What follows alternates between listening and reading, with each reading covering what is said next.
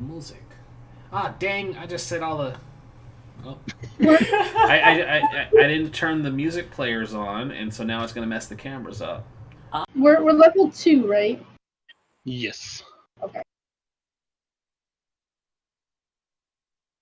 Don't worry. Someday I'll have a webcam that works. I promise.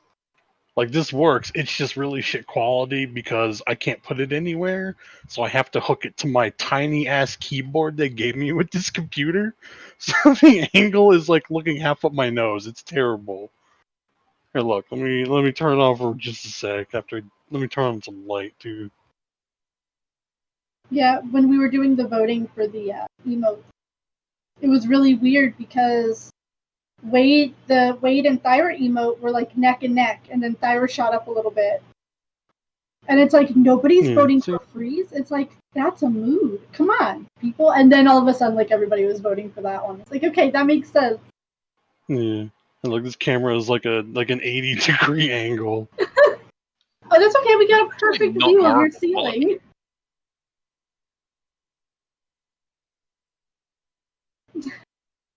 The handlebars. And yes, that is a glorious mustache. We can't hear you. I keep forgetting I'm on push to talk. When I shaved the beard, I kept the mustache like that for like a year. Just need some pomade to make it stay. I was thinking about getting like mustache wax for it one day. Then I have to get beard wax, and it looks funny. Well, nobody cares about the weird beard. You just gotta keep that mustache going. Fucking the amount of money that's in beard supplies is fucking astronomical. Like, one of my mates went to a fucking hairdresser and he got like a $20 trim and then spent about $200 just on beard supplies. Wow. Yeah, I didn't don't think even it was spend that much on hair I didn't think it supplies. was that lucrative until I met somebody when I was working in the deli when I wasn't allowed to have like any facial hair. So I looked like a fresh-faced 18-year-old sweet babu. And when I wasn't working there anymore and I came in literally 2 weeks later to get my last paycheck with like a beard already out, so it freaked everybody. I was like, yeah, that's how fast my facial hair grows. Some guy was like, but yeah, I went next door to the hair place and I got like the nice beard like oil, and it was like, cool. How much you spent? Oh, about $600 for everything. I'm like, what the It's your beard. Get like a comb and some water. You're fine. Jeez. Well, no, that ruins the hair. It's like dry hair. You got to get special shampoos and soaps, and I'm like, no, you don't. Just get shampoo and stuff for curly hair. It works almost the same. I'm like, that stuff is crazy. Dope. Whew, those are a lot of stairs to run up and down. Sorry. I know the feeling with the top floor and everything else downstairs. We got dinner, everyone. Yes. We're saved. It's Shay's birthday dinner. Stop. It smells so good. It's like Shay's birthday dinner. Chicken nuggets. There you go. She got shrimps. I got shrimps. Might I offer you a cheddar biscuit instead? You might. I mean, to be fair, that's what my birthday dinner is going to be. I found out McDonald's is coming out with spicy chicken nuggets. I'm like, well, I like their chicken nuggets, so my birthday dinner is going to be the chicken nuggets that just came out that day. Please make sure you have enough McDonald's. I'm going to be one of those angry Rick and Morty fans in like 2 seconds if I come up with spicy chicken. My chicken nuggets. My spicy nugs, or I'm gonna do terrible things. I'm sorry, I'll be right back. Just a second. These are super greasy. Yeah, they are really buttery. That's their charm. So good though. So good. Cheddar biscuits are amazing because they're like 60% fat. Mm-hmm. It's like bread, fat, and a little bit of cheese. So much garlic salt. I'll be right back. Okay. Sorry, audience. You have to watch us eat food and stuff. Oh. It's a birthday stream. There's no rules on birthdays. Exactly. Shay's like, I'm not sorry. As I contribute more points to the awog. It's going to be the furry wog. Yeah, little do they know that it's going to actually be that result. They think that they're getting Garu, but Well, the arc immediately was like, if Stefan dies, I'm making an edgy character. I was like, just call him the pizza cutter, so he's all edgy. No point. unless it's a Chuck E. Cheese pizza cutter. Those things are apparently you can bludgeon someone to death with them, and that's why their cuts end up all Frankenstein. That wouldn't surprise me for a Chuck E. Cheese thing. Yeah, I was expecting like a big scandal, and it was like, no, there's actually nothing here. We can explain it with perfectly logical reasons. It's like, oh, okay, sure. It's like still interesting. Mm-hmm. They're like, don't worry, the secret is our pizza cutter is a fucking bandsaw. And we just pizzas. It's like, what kind of pizza are you eating that you need a bandsaw? It looks like a slaughterhouse back here, but it's just cheese and sauce. It was the Chuck E. Cheese's pizzas. Have you ever seen them where like they bring them out and they look like they're not a full circle? They look like they're put together out of like several different pizzas. So apparently, like a few years ago, somebody claimed that they found evidence that they were recycling old pizzas and shipping them back out to people. And so Matt Pat, who's the game theorist who's made like a movie one and now a food one, they basically did a thing looking into it to see if it was real. And no, it's not. It's not real at all. Like they've had like several employees anonymously come forward and are like, no, we don't do that. Somebody would have said as much in this day and age of the internet and leaking stuff if it were true. And there were like 3 videos about it. Yeah, and basically the reason that the pizzas when they come out to you they're all mismatched looking and oddly shaped is because they have like a safety pizza cutter that is basically super blunted. So when they cut it, it's one of those like saw ones that seesaws, and so when they're literally bludgeoning it cut, and so it's causing. Yeah, it's causing these deep indents and stuff, and it's making the shapes all mismatched so that they don't line up perfectly. And they're like, oh, surprisingly mundane explanation. Anyhoodle. Speaking of mundane explanations, we're going to go into Dragon Heist. Indeed we are. Welcome, everyone. Hello, how are you all doing? I am Shay. I'm the dungeon mistress today. And I have with me 4 players, and we are actually in Dragon Heist. Finished the first chapter. Would anyone like to recap, or should I? I was asleep. It's true. That's my recap. I was a tired boy. Wynn's like, we left, and then it faded into black after that. It did. Everything literally went black. I couldn't tell you what happened. Asterope's just gonna wake up in a room and be like, how the fuck did I get here? Oh no, it's happening again. Again. Well, it's like, oh, come. Essentially, you all had wound up rescuing Flume and bringing him back to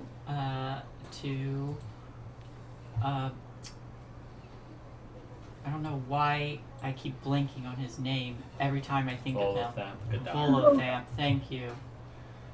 Ended up bringing him back to Volothamp, to which he was unable to reward you with the money he had promised, but instead rewarded you with land, or with property. That property being a very run-down and dilapidated manor. One that has been abandoned for what appears to be some time, and you all took a moment to look through it briefly. Pardon me. And then set about trying to think of what you were going to do with it, along with how you were going to raise money. you got in touch with some of your contacts, picked up a few jobs, and that was about where we left it. What jobs did we pick up? Let's see. Because that's news to me. Yes, you all got...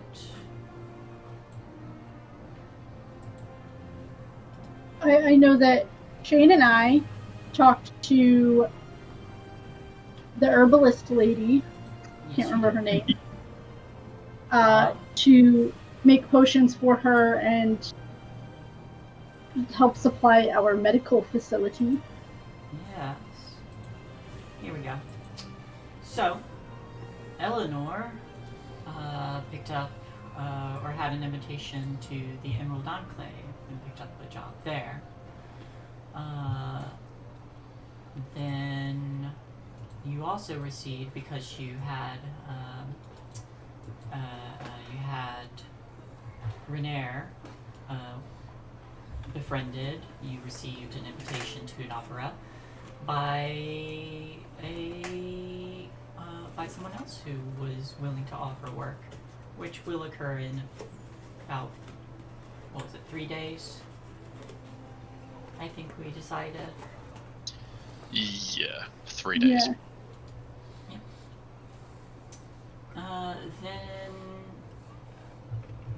Then who else did we pick up? Line went to her contact and asked about work. He had a job for you as well, working for the Lord's Alliance.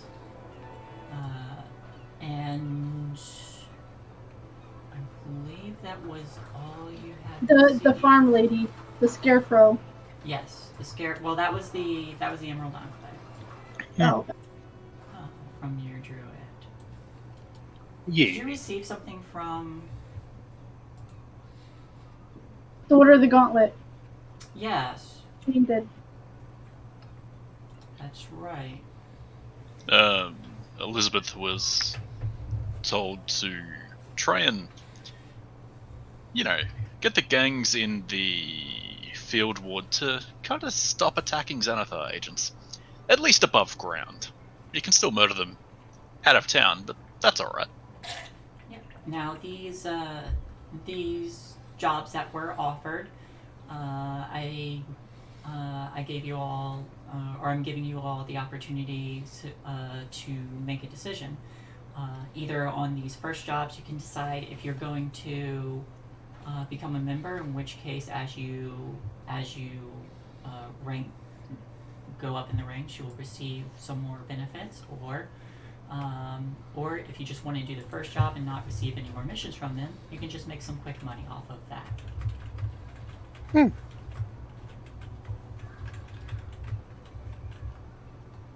think Eleanor is going to very much look forward to hers because she's going to find a scarecrow bothering people really hilarious. And she'll think it'll be just throw a torch at it. It'll be fine. It'll be fine. And I was also looking for my moneylender contact. Oh yeah, that's right. Person in town to try and borrow the money that we need. Did you give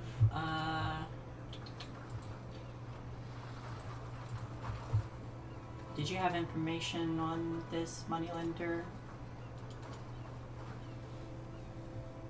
Or no. Is it... Okay. I mean, you said that I would know who it was, but yes, you would. I'm more asking like you as the player, not the character. Oh yeah, me as the player, no. Okay, that's I fine. can make something up. What do you imagine them being like? Sketchy. Maybe not too much taller than me, because I would probably forget them. Mm-hmm. Dark and mysterious. I don't know. Yeah, I think I can do that. Yeah. So, if you're going to go look for your contact, go ahead and give me... Well, I guess how are you looking for them? I would go to the known location of theirs. I don't know, probably some kind of... Yeah, so go ahead and just... I would assume they would be somewhere on the docks. Yeah, Go ahead and just give me a quick perception check.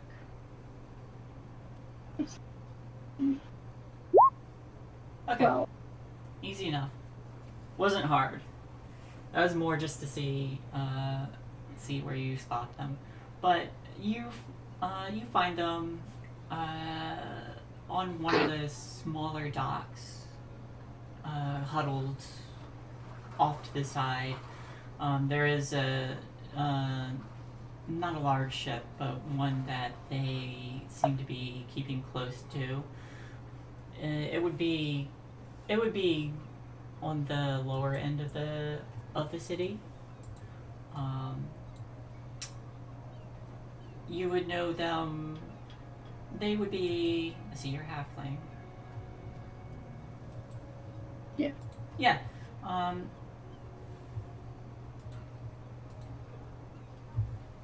Yeah, I know. You see a very ashen-skinned dwarf just standing on the docks, cloak up, keeping out of the sunlight, essentially standing in the shade of the ship and pacing. I'm gonna be like just under 30 feet away, kind of like I'm looking at the boats, Mm-hmm. and use my silent speech. Hey, so I found a place that I can do more research, but I need a lot of money. Here, or should I follow you somewhere else? Nod, if now is okay. And I'll kind of. When you do that, you see him kind of like stiffen for a moment, freeze, and he looks like he's about to say something before you start talking, and then pauses and waits, and then he just starts walking, and he walks past you and starts heading down into a darkened alley, not too far. He keeps the cloak up, shielding his eyes. I will look around and see if anybody's really paying attention. Not really. And follow him at a short distance. Once you get into the alley, he goes, "Oh, I should have guessed it was you, Lime. Hi! Hello. Oh, I found a place. Do I know what? He said, "Are you alone?" I'm gonna look around. Am I alone? Yeah. Asterope is standing behind him. No, I'm kidding. I mean, I came alone. I mean, as a single body. Oh, that's good. I'd be a little unnerved if you were two bodies. I already hear your voice in my head. It's very unnerving. Sorry, I like to do it. It's so fun. I know you do. You do it every time. The best part is when you're talking out loud and I'm not, and I look at you like you're crazy. You see him huff a bit. He looks like he's about to retort, but just like waves a hand. He's like, "So you found the place and you need money." I found a place for a good lab to work on, what I was sent here to work on. But I need about 2,000 gold to use it. That's a lot. I did say I needed a lot of money. Alright. I'll send for the band members. Alright, you can find us at Hospice Exchange.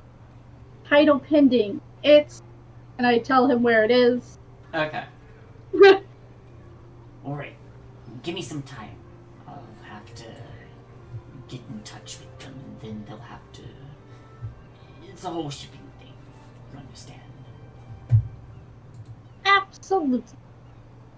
Alright, then. Do you want to leave first, or do you want me to leave first? You leave Is he close by to where that security job is? I picked it up. The one... The one to watch the dung sweepers. Yeah. Yeah, kinda. It was at the docks, right? Yes. I just want to take a quick look. Like, kind of scope out the area that I'm supposed to be watching. The area... you're supposed to be watching the dung sweepers who are going to be moving through the alley. They're basically plumbers. But they're going to be working in the dock ward. So it's basically to make sure that they stay safe over the course of a 10-day. Okay. Yeah. But that was to start today. If you wanted to gather people. Yeah, I'll head back to. Or if you wanted to do it on your own for whatever reason. We're gonna not. Okay. I'm gonna at least let them know, because they don't know where I am right now. So I'll head back to the dilapidated building. Mm-hmm.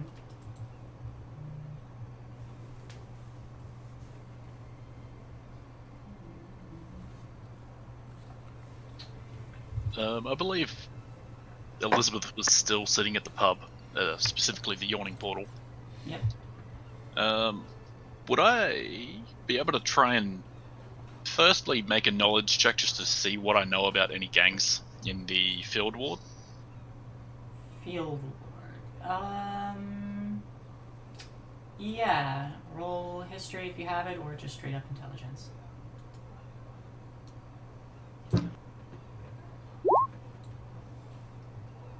Okay.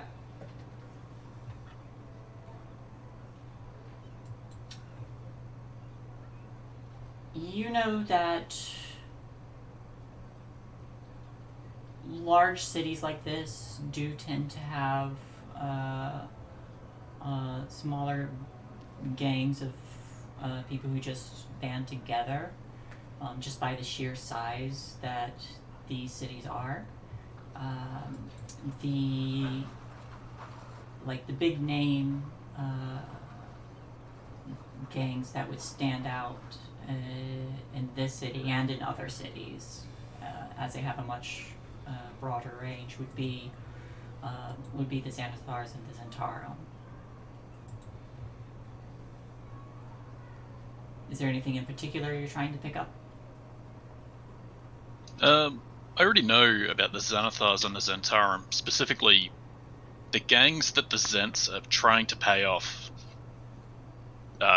in relation to that that job I was given. You would know where to look for those.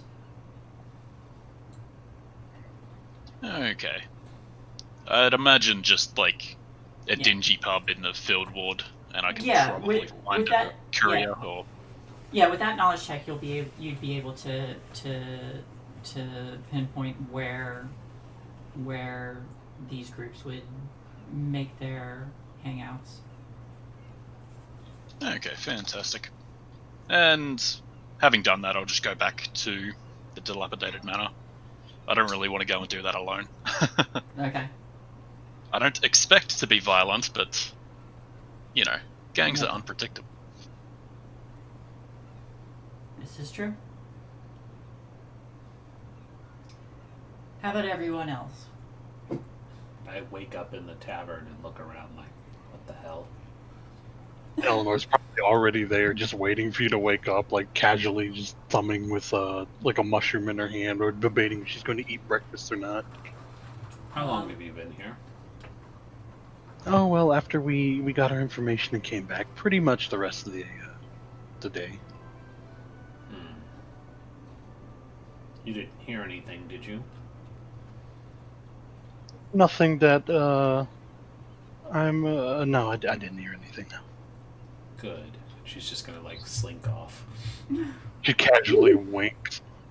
Eleanor, hang on a moment, and when asked her opportunity, she'll explain the little like quick rundown, the people they met around the area, and some of the the jobs they were offered.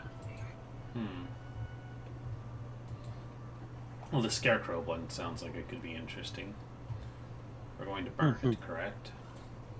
That's what I assume. I mean, granted, I don't think they want burning because it's on a farm and you might ruin crops. But I mean, the crops regrow, and someday this thing is going to kill something. Also true. You can regrow crops. You can't regrow your limbs. At least not without magic we don't have access to. Or a lot of gold. I'm sure some of these healers around here can do that, but we could get a whole other house with that kind of money. Yes, it's outside of my wheelhouse, I'm afraid.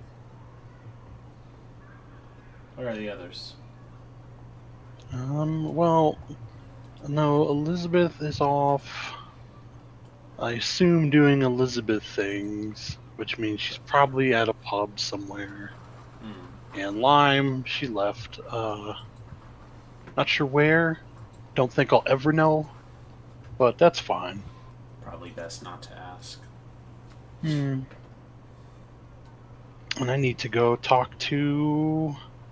ask people over there at Spirit Tap if they know anybody who can file all kinds of paperwork. Because the cost of furnishing everything is 1,000 gold, but then we need permits and all kinds of things, and I don't think what's it called, the magistrate. Yeah, the magistrate came by to ever officially give us the property rights. Weren't we supposed to? Yeah, I was gonna say, weren't we supposed to do that with Bolothan? Yeah, you all would have taken care of that. Okay. Yeah, should be like, maybe one of them knows who to talk to about getting all these permits and things out of the way, because paperwork is atrocious. On that note, there's a knock at the door. I'll go answer it. When you open the door,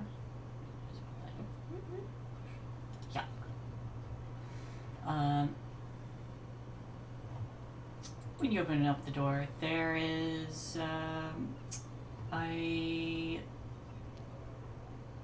there's a woman standing at the door, short dwarf, but as she stands there, she says, "Good day to you. I'm Ulkuria. I'm with the Watchful Order of Magistrates and Protectors. And? I have some licenses for you to handle," and she starts fishing out some paperwork. Oh. What does an order of wizards want with us? We have no wizards here.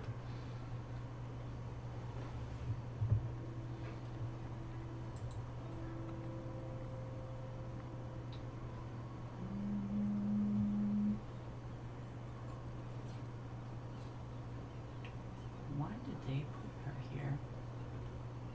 And Eleanor will come over to look at all this paperwork and things.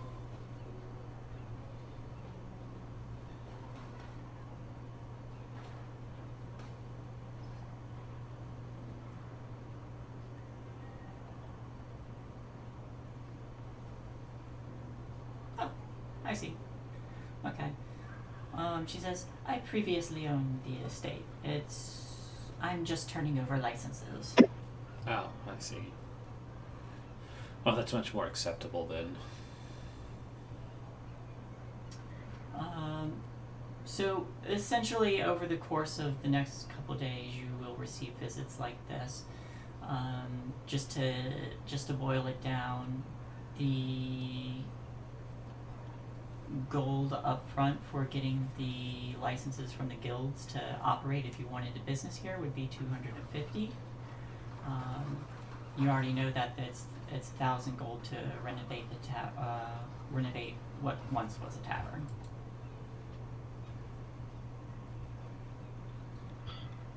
That's a lot of money. All the more reason for you to be finishing these odd jobs so that we can pay for these things. The sooner the better. Yes. I suppose we can take care of this scarecrow thing, and there was another job. I think Lime mentioned about babysitting some people or watching them or something. Oh, is that really something we should be doing? Especially Lime. Lime, the best babysitter. Hey kids, you like drugs? That's exactly what I was thinking too. Here, I've got this really good shroom tobacco. You want to try it?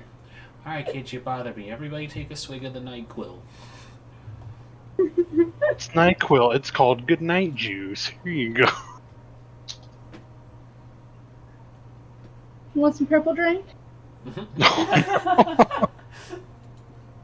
The authentic purple drink. Yeah, Eleanor's like, well, yeah, we should try to take care of that, because that one we're supposed to be doing like a week and a half straight. And then the Scarecrow one sounds like it's probably not going to be too hard to do.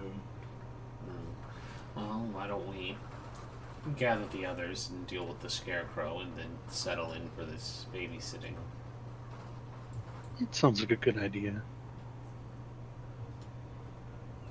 Now we just have to figure out which bar Elizabeth might be at.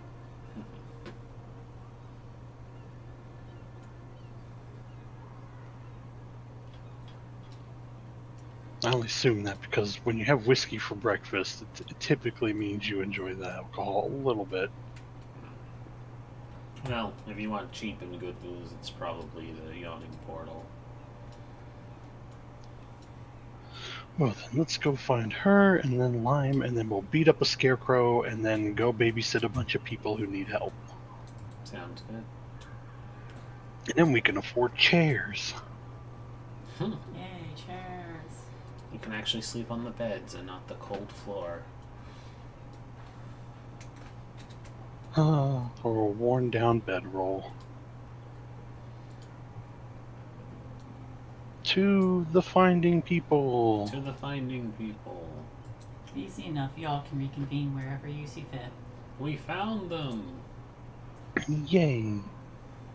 Okay, so and Eleanor kind of like take out the little like piece of paper she'd written the easy to understand directions of kill Scarecrow, Scarecrow bad. That's all it says on the paperwork. Get money. Scarecrow bad, get money. She's like, so we'll take care of this because, you know, if I can get some more favor with these druids, that'd be great. They did give me a really nice benefit, so if there's more coming, even better. And also money. Oh, speaking of money, I got a hold of my contact to get in touch with my boss, and they'll see about loaning us the money. Oh, good. All the extra fees and stuff, like the licenses and all that, to turn it into a medical practice, it's an extra 250 gold. Well, I guess it's a good thing I asked for 1,000 more than what we actually needed.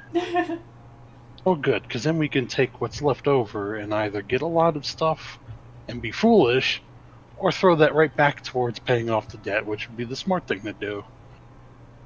Oh, well, I had an idea. That's fine if you don't pay off the fan hampers. I mean, look, I like my legs. I'd like to keep them at some point. Although if Lime could get you new legs. Better legs.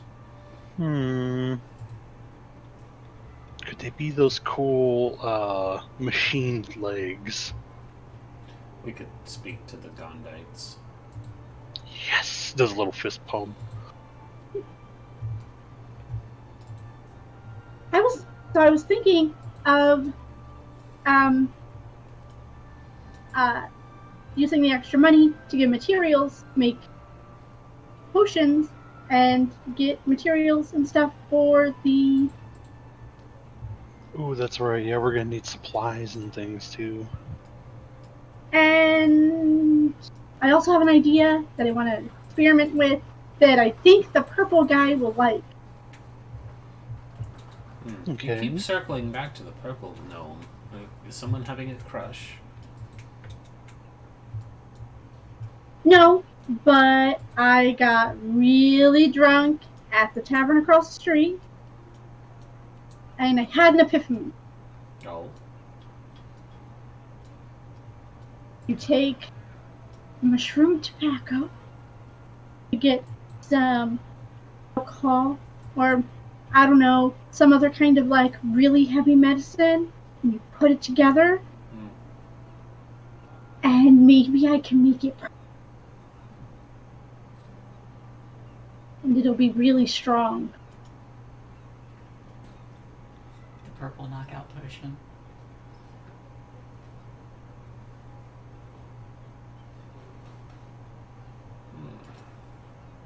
Maybe it can make us a lot of money. Might. Just might. It's a good idea. Could be our specialty drink.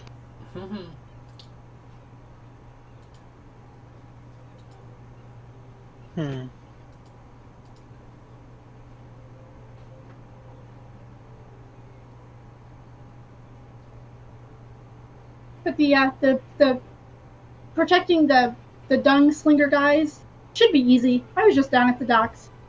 It's kind of quiet. Oh, good. So after we take care of this whole scarecrow thing, shouldn't be too hard to start this job out. How are we going to get rid of the scarecrows?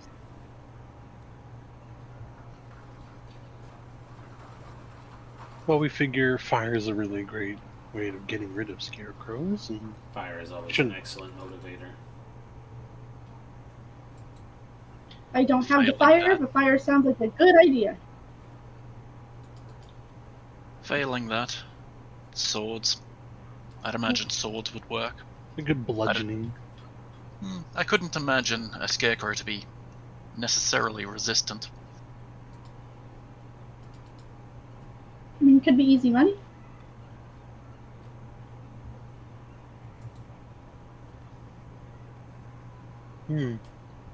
Let's see how much they pay for that. If they have other jobs that easy, like taking care of other vicious things that watch over corn and various produce, make a lot of money.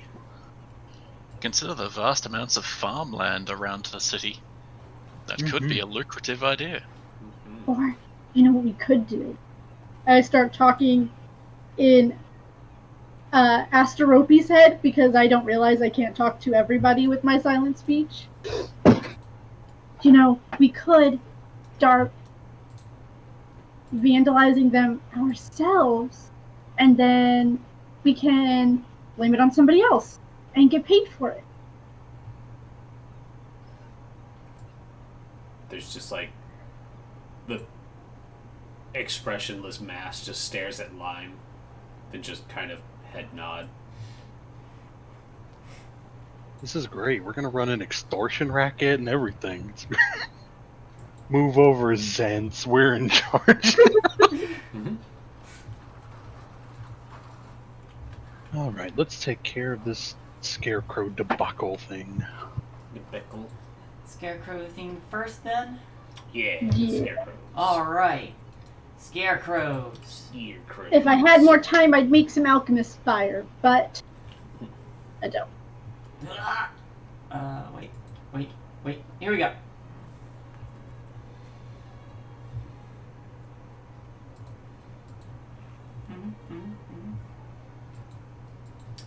Roll me a d10.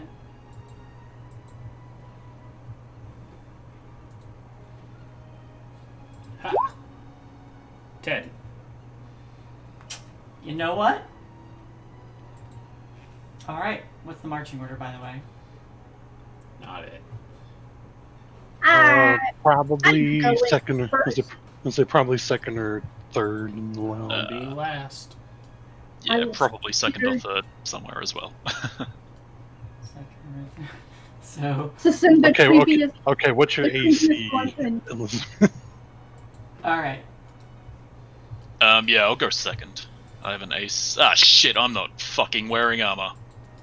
Okay, well, guess I'm going second. You are a tank druid, so you should be fine. Yeah. Quick, I just need a Constitution necklace. Because I can dodge pretty well, and then when I get hit, I fold like a house of cards, so... It's alright, my specialty is healing people who are dead. So Okay. you'll be fine. I need to kill you before I can take care of this. Please, not again. You don't have the temporary hit points for it yet, do you? Oh, I do now. Oh, there you go. So you'll be fine. Alright, so you all head out into the fields in search of this scarecrow that is said to be terrorizing the townsfolk or farm folk. And as you're searching for this thing, you eventually come upon one, and you see, and it's just completely still.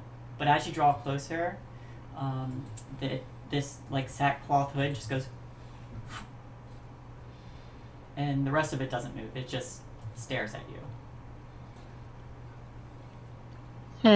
Oh, I can do that too. I stand as still as I can because, all the drugs and alcohol. She's still kind of jittery. Okay. But she can turn her head very creepily, imitating this game. What is everyone's passive perception? 22. Jesus, right. Yeah. I forgot about that. 11. 13. 13. So 22, 18. 18 for line? No, 13. 13 for line. Okay. Mm-hmm. So,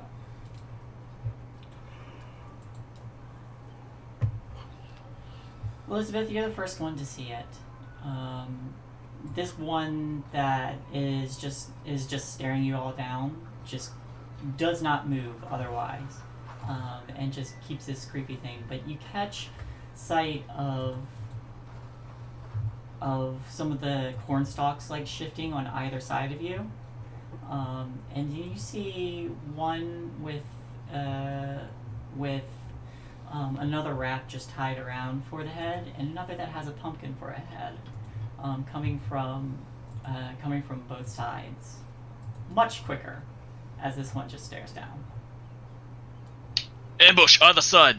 Get in position. Just imagine that wasn't in a very fucking deep voice. Ambush on side. I need everyone to roll initiative. Oh no! It begins. How could you? How could this happen to us? I keep forgetting this is a character with decent dexterity for a change. Decent dexterity. Unlike everything other than Braden, they all had absolute ass dexterity. I rolled a 3. And I miss my rogue. I miss her so much. Roll a 17. Yes. Starting Nice. strong tonight. Alright. Aster Opie, you're up first. Oh, fantastic. Let's see here. Okay.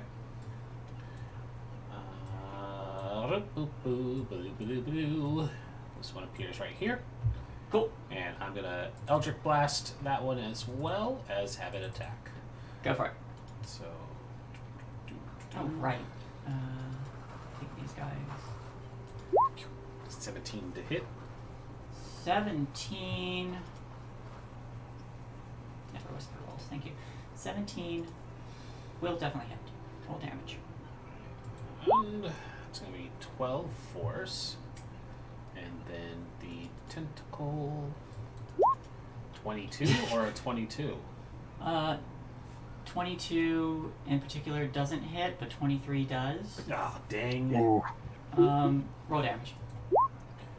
It's going to be 2 lightning, but when it makes contact, its movement speed is also reduced by 10. Alright, good to know.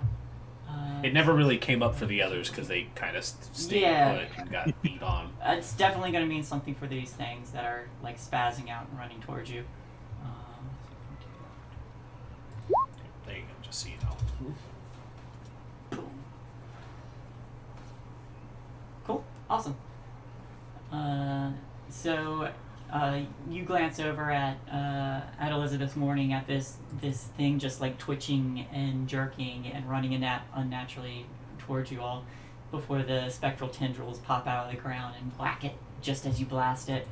And it pauses there, and it is its turn. These things aren't terribly intelligent, so it's going to make an attack at the specter. Oh, it doesn't. Oh, okay. Yeah, it doesn't know yet. It attacks the tentacle, nothing happens, and then it just keeps running. And I can't opportunity it, so it's good. It just dashes on up.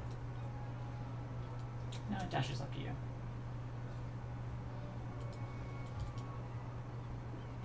And that is all of its movement, and its turn. Oh no, wait, it can't.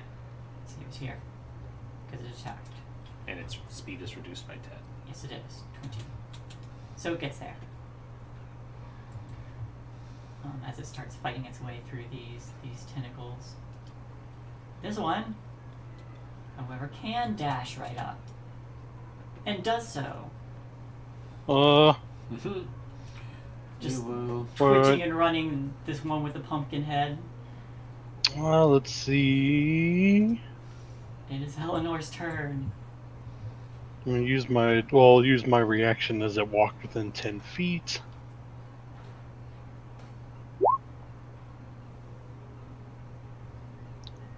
A 15 con save or take 1d4 necrotic damage. Oh, interesting. 12. Does it do anything else besides the damage? No, it's just the damage is you can just have like free reaction damage every turn if they're within 10 feet. Oh, cool. Alright. Yes. Alright. Let's see, to be creepy or super creepy? Super creepy. Oh, frick. I should have been What? super creepy first, because it would have buffed my Halo spores. Alright. She is going to, for her bonus action, she will cast Shillelagh. And then, she's going to use that for one of her wild shapes. Her eyes just turn like pitch black. And, yeah. All like the little growths on her, like the little vine and stuff, now has fungus on it instead of just like leaves. Oh, alright. So all this fungus and mushrooms start sprouting all over you. The spores release and your eyes just go entirely black. Anything else? Nope, that is all my actions. Elizabeth Gallows. Knowing a decent bit about medicine, Elizabeth wants to get right the fuck out of those, spores. She's gonna shift over here, then she's gonna fucking wail on this one with her mace. It's okay, they just want to love you. 16 to hit. Yes, that hits. Roll damage. Bonk. So you move, you swing the mace, and you strike this like sackcloth, and it kind of jolts. But it doesn't seem to have as much impact as you were expecting. It's like hitting a pillow. Did you try fire? Fire might be helpful. Standard weapons seem less effective. Go back to plan A. Plan A, everyone take a torch out. Plan F for fire. Good to know, I need to get rid of some utility spells for just combustion. And that's all I do. Alright. Unless there's conveniently someone dying, as spare the dying is my only only bonus action. Sorry. Alright. Lime, you're up.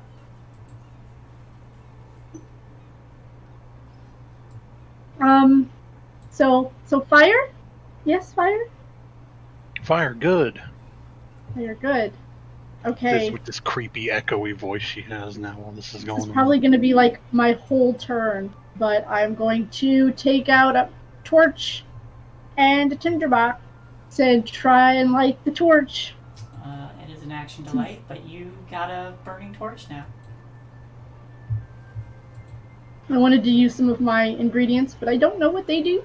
So until then. Alright, I'll fire them the next turn. It just explode from all the flammable things. I'm gonna move. Alright.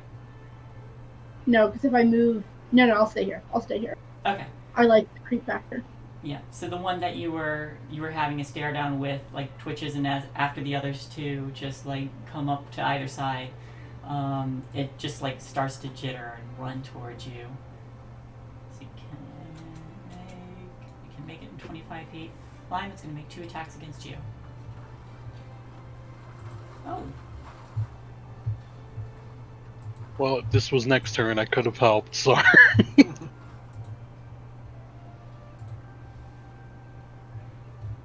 No, it's not gonna do that.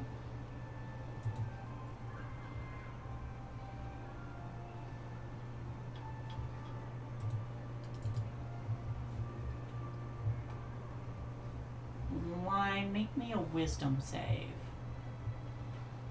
Okie dokie. Oh, he's getting spooky in here. 10. 10. This thing, like, runs up to you, and as it does, in that, like, quick motion, it just pauses and freezes, like, inches from your face. You are considered frightened of it until the end of its next turn. With this condition, you are paralyzed. So it just runs up to you and, like, startles you and into a freeze. That's its turn, though. Asterope. Oh, hold on. I have advantage against being frightened. Yeah, you're right. So 17. This thing doesn't scare you at all. You stare right back. I had to find it in all of my little things. Gives you the creepy stare down. You just put the torch up to your face like a flashlight. I just contest its creepy factor.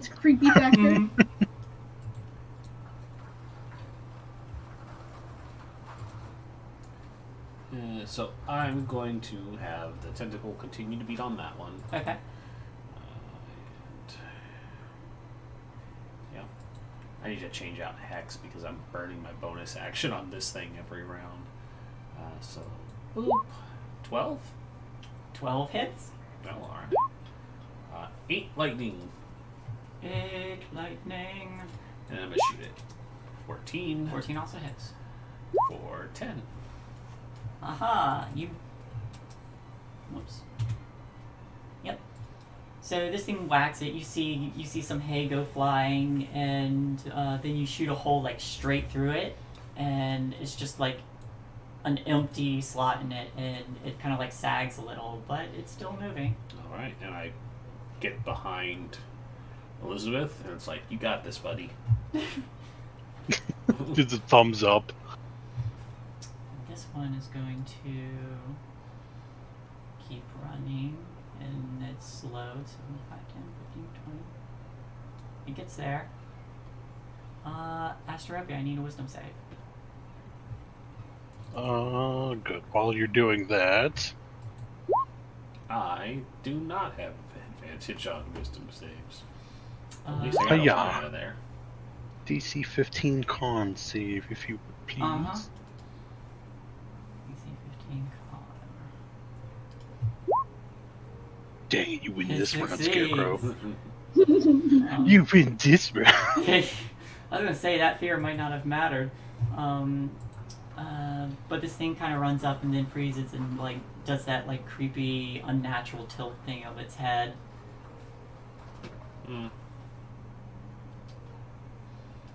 You can't see it with the mask on, but I am super scared. Yeah, it's like I can't show any emotion. Yeah. I'm terrified though, for real. Oh, it's Max. Yeah, we lost Shane. Now I need Eleanor to make a wisdom save. Haha, joke's on you. With a 7, I'm gonna fail this one. You say that, but you get a 15. Yeah, you're fine. Yes. Whew. Look, I have to constantly throw karma for a loop, or it's never gonna help. And it's your turn. Oh, goody. Well, let's see. The one that Eleanor or Elizabeth beat on, I think I'm gonna wail on that too, because I don't have any way of getting advantage without being slapped around by scarecrows. So I'll give it the old shillelagh boop. You boop it. Okay, and while this is going on, Wow, nice. so 15 magic damage and 1 poison damage. 15... Yeah, okay. So that is a chunky hit. I was like, wait, that 4 is not supposed to be there. Oh yeah, you're right. Okay, yeah, it's just 11. So yeah, 11 and then 11 and then 1. It's still pretty chunky. So you whack it and you see these these poison spores just kind of like land on it, and you start to see fungus like sprouting on it and splitting apart the starting to like quickly rot the pumpkin head it has. Yeah. Elizabeth Gallows, you're up. Like the smile on the pumpkin just goes. Are they back? Mm-hmm. He said that if nobody needs heals, he's gonna Sacred Flame. All right. Anyhow, so yeah. Which one are you hitting? Same one. So what are any of them taking a nice chunk of damage? 2 of I them don't think have. any of us have taken. Oh. Yeah, Seropi's been soloing that one to my right really well, and then I just boop Pumpkinhead over here for 15 damage. Or 12 damage. Yeah, in that case, I'm gonna try and Sacred Flame the one between Lime and I. It fails.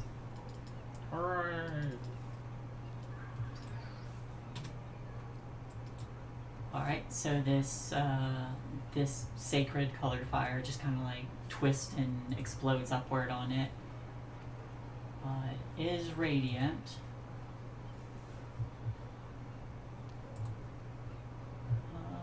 Yes, it sure is. Yep. Lime, you're up. You have a torch. I do. I'm going to try and set the scarecrow in front of me on fire. Yeah.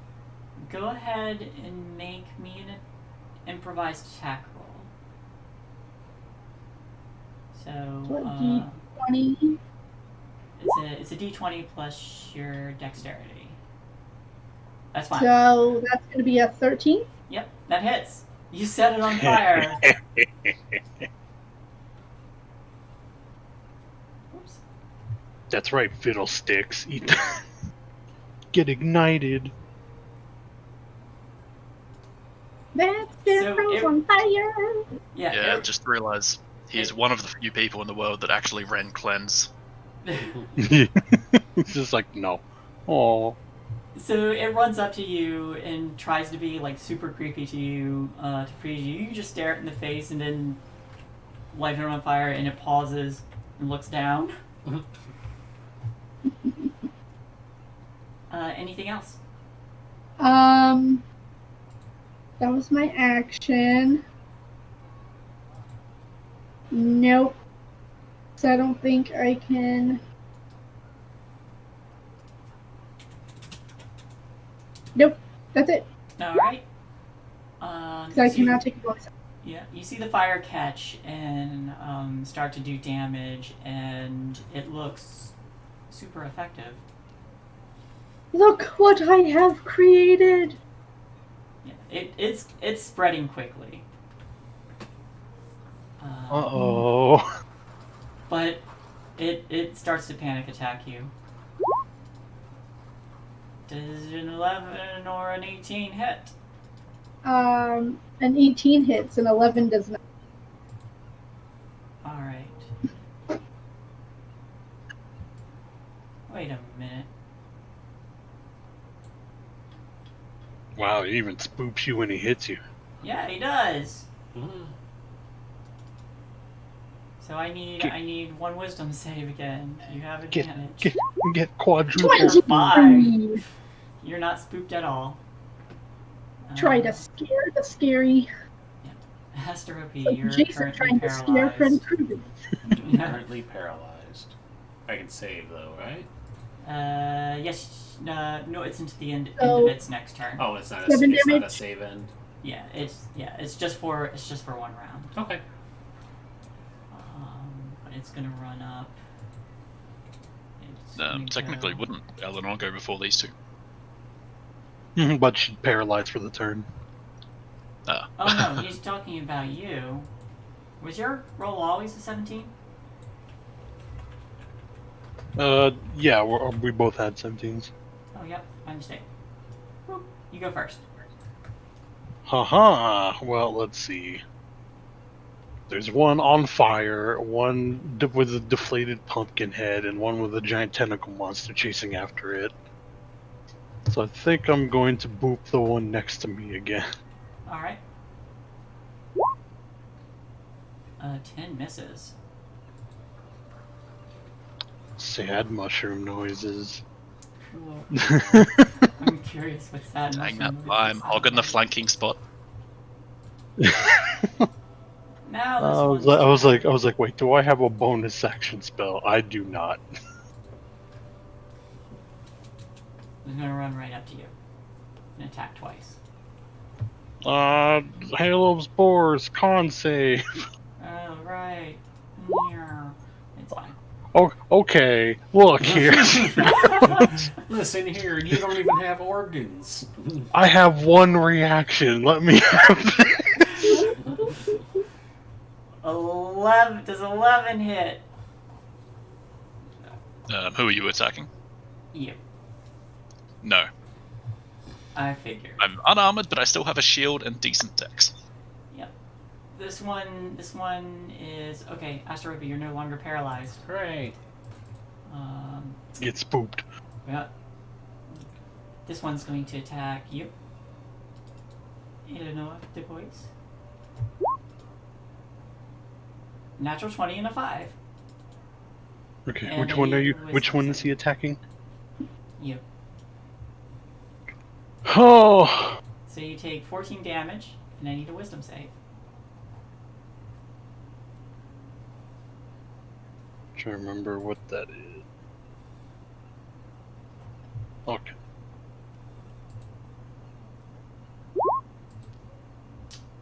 You're not scared, but you look down from the pain, and you see that its hand is a pitchfork. Wow, rude. Also, thank God for 8 temporary hit points when I do this symbiotic enemy thing. Elizabeth.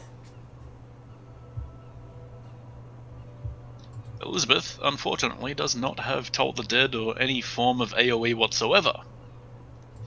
Annoyingly. So, she's going to continue to spam Sacred Flame on that, the middle one that should be nicely damaged by now, I think. Rats. Yeah, this time it's on to you.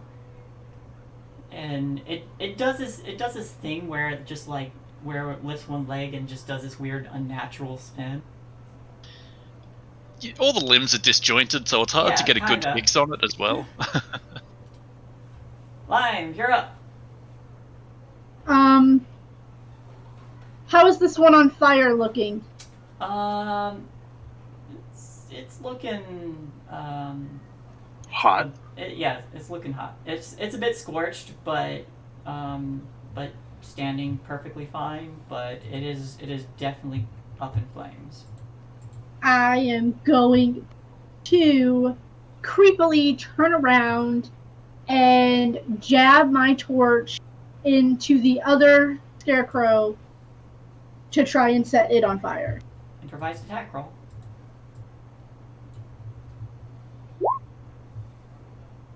What's That your is dex? a 10. A 10? 10. 10's not enough. You jab the fire at it, and it's still in that weird, unnatural spin as it's dodging the sacred flame. And technically, could I argue flanking? yes, you can. Roll me another d20.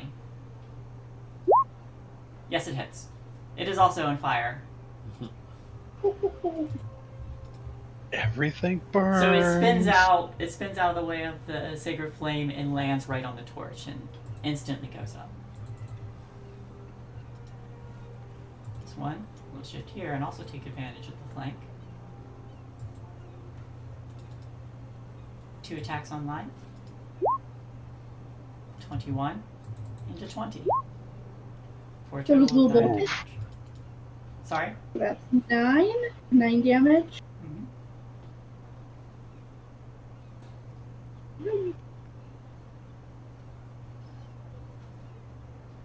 Still up.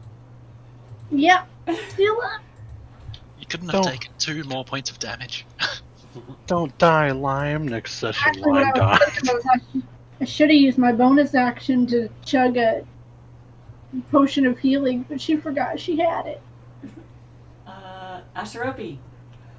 Tentacle's gonna move in and it's gonna bop the top one. Alright. No, it's not.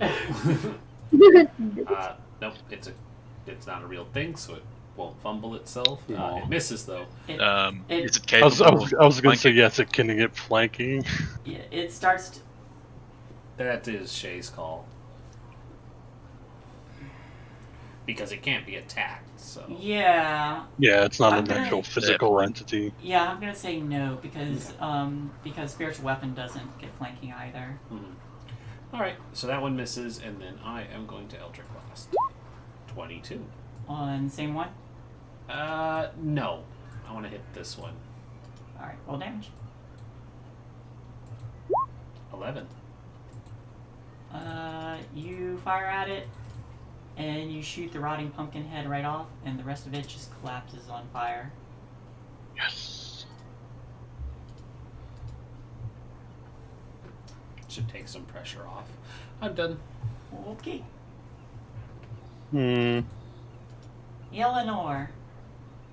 Okay, how about Tentacles you are ugly reaching scarecrow? around you. Please don't roll a 19 con as you take hail of spores damage. Alright. It's like, here's an 18. Damn it. That's a 5. Yes. Finally.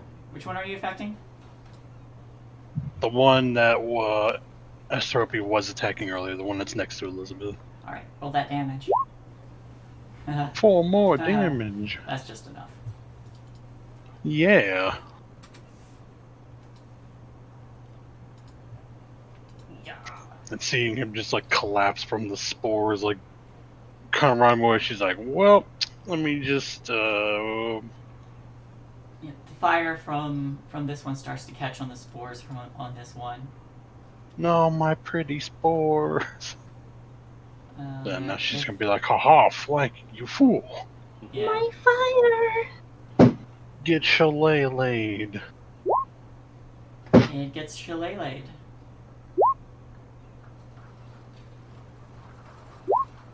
For 17 total damage. 5 poison, 12 magical. Jesus, alright. 12. Is there some kind of plate armor but made of wood? Can I get We'll send the tank druid in. This one's dead. This one's also dead. Elizabeth!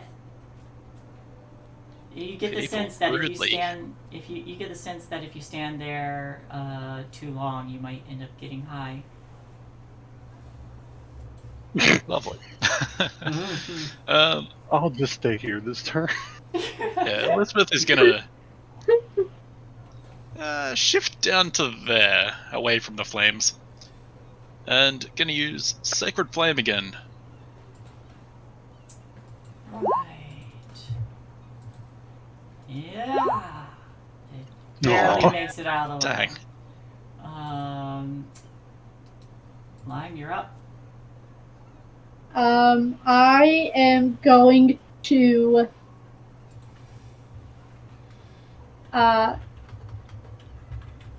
use my bonus action to chug a healing potion.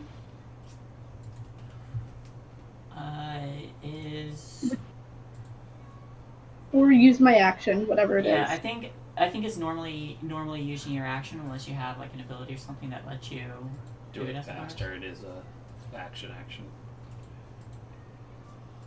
So yeah, it would be. It's 2d4. Yep. Just beat it. 2d4 plus 2. 2d4 plus 2. Yeah, Ooh, you hit nice. 9.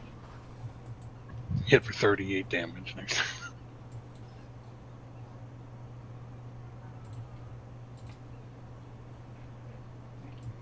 And that'll be my turn because I can't take a bonus action unless I take the attack. Technically, you would be able to key for Sip of the Wind to disengage if you really wanted to. One, I don't want to take fire damage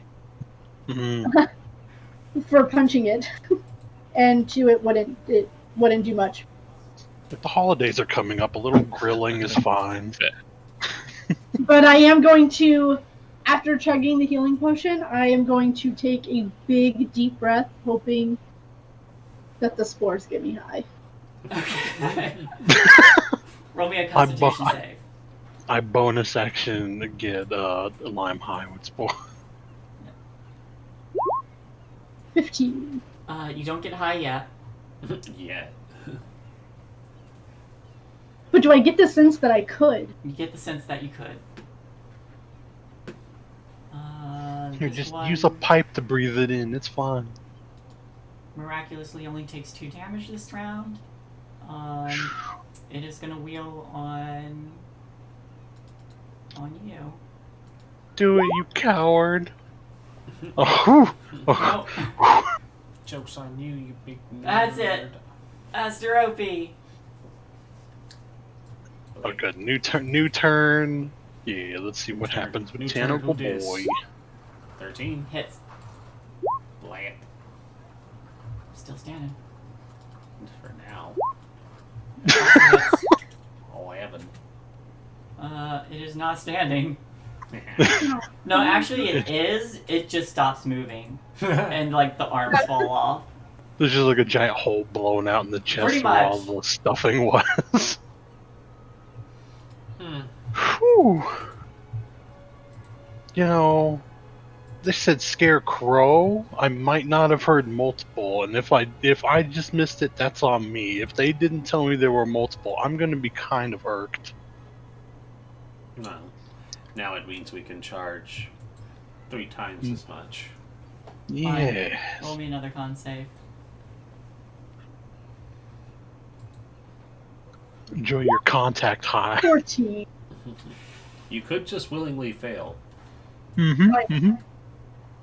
She just goes. Yeah, you but can it's willingly. fun to test your resistance. Yeah, that's fair. You gotta know what your tolerance is. It's true. I mean, that's fair. I'm gonna turn, hold up my hand, and say, "Hi, old friend," and touch the tentacle monster, like on its one of its little tentacles, like I'm just touching its hand. You feel. Yeah, you feel that odd sensation of like something being partially in reality, and the eye goes, and like just like looks down at you, and the tentacles like wrap around you.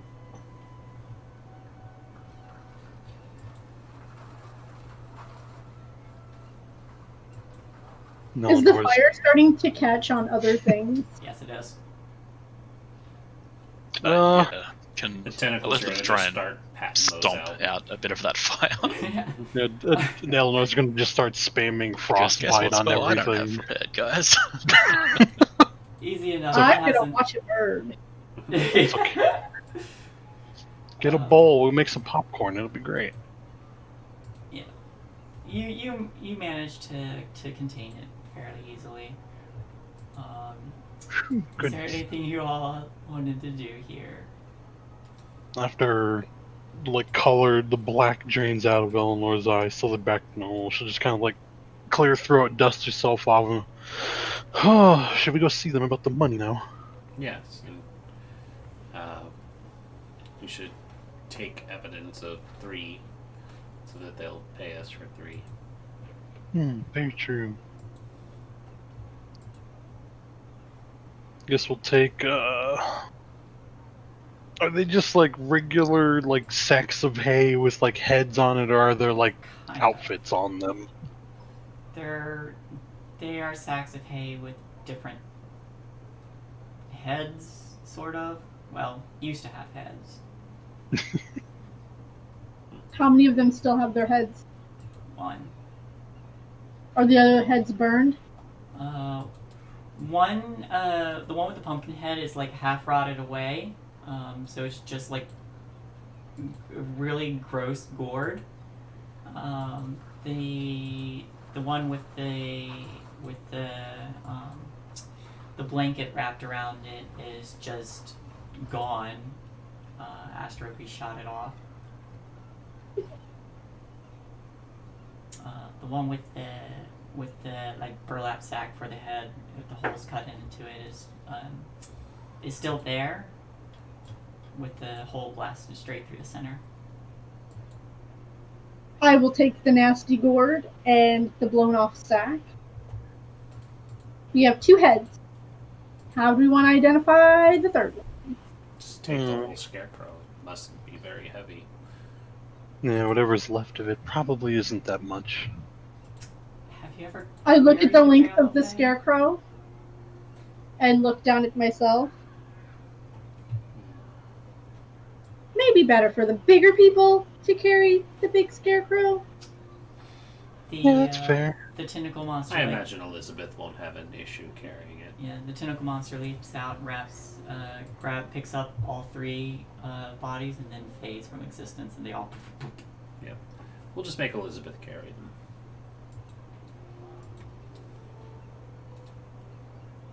Head to the Emerald Enclave.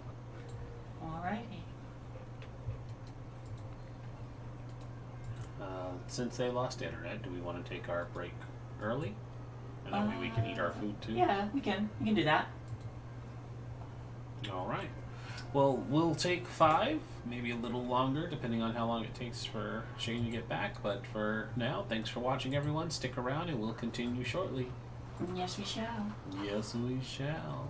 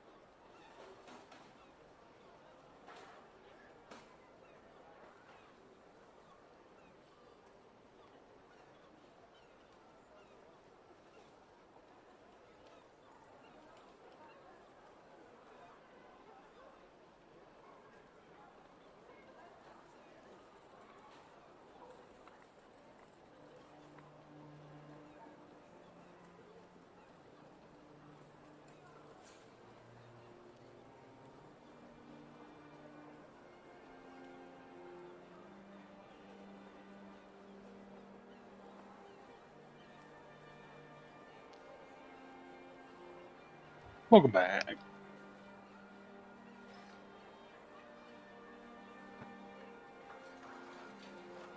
You said welcome back, and I had to double check to make sure my microphone was muted. I heard the ba-doom, so I was like, oh, welcome back. You said welcome back, and I had just been singing, and I was like, oh. Exposed on Dragon Heist. I was like, did they hear that? Mm-hmm. Also, I will be right back. I need to go get something from the car.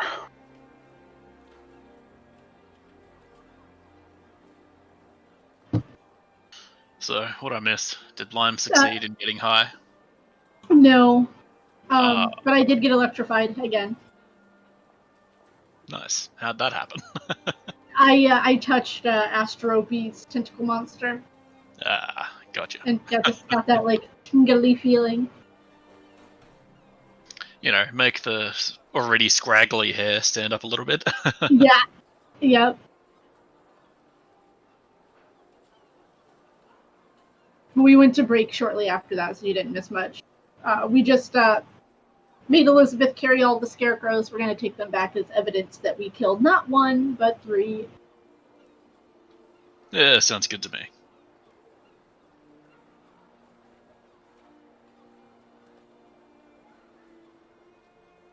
I wouldn't be surprised if I have the highest strength in the party as well, so that seems fitting. I don't think my strength... Yeah, I mean, my strength is... It's a +1, but I am still small.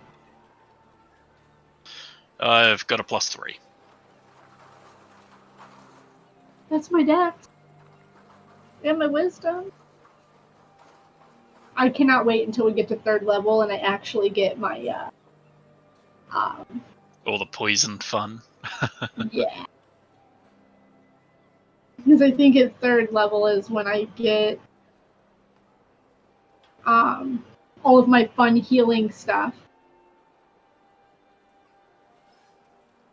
I'm doing Way of Mercy. So my mask is, what is it, like an elf? I'm not sure. I've only read over that order once.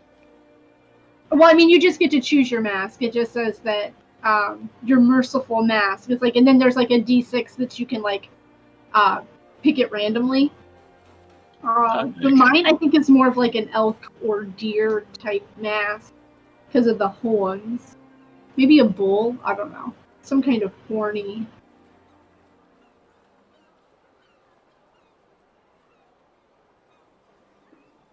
Yeah, at 3rd level, I gain proficiency in insight or medicine. I'm already proficient in insight, so I would have to take medicine. You gain proficiency in herbalism and poisoner's kits. At 3rd level, you get hands of healing and hands of harm. So I need to get That is gloves. such a loaded level. I need to get fingerless gloves. One that says hurt and the other one that says heal. That's awesome. I need to get those made. Our neighbors as a clothers, aren't they?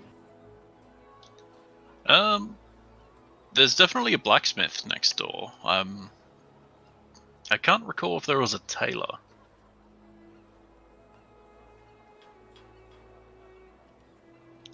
There was a book guy, I know that much. And an herbalist. Yeah. And a pub. Yeah. Maybe I'll ask. I mean, we're in a big city. It shouldn't be that hard to find a place to get gloves that say that. Because now I have to. At level 3, I need to have them ready. Even then, I'll drop 2 gold out of the fucking leather armor supplies and get a pair of scissors. Bam, job done.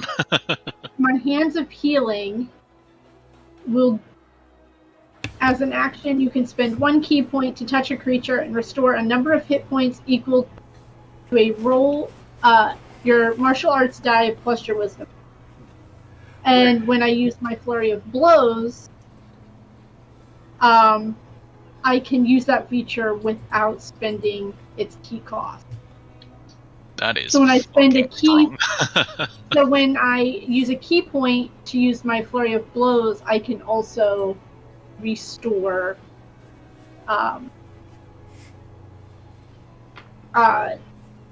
hit points. That's only to myself. Okay. It doesn't really say, but I have to touch a creature. But when I use my flurry of blows, it's obviously going to go to me because I'm. Well, not necessarily, as when you make an attack, you can. I'm not sure if this is official rules, but you can attack multiple creatures with. Yeah, so I could punch it and. So you might be able to punch one, touch one for the sake of healing. And when I attack with an unarmed strike, I can spend a key point to deal extra necrotic damage. It's pretty dope. Also, check out what Ring got me. It's a mimic. No, it's not. Don't you see the label? It's definitely not a mimic. It's all a mimic. Run. Oh god, it is. I can see my face in the bottom of it. Grab her face. Yeah, and then when I do an unarmed attack, I can do extra damage. And if the creature is poisoned or incapacitated, it does triple damage. It does 3 martial arts die roll. Yep. God damn, that's... Which is nice when you're emitting a poison aura anyway. Mm-hmm. Yeah, because at 6th level I get Noxus Aura.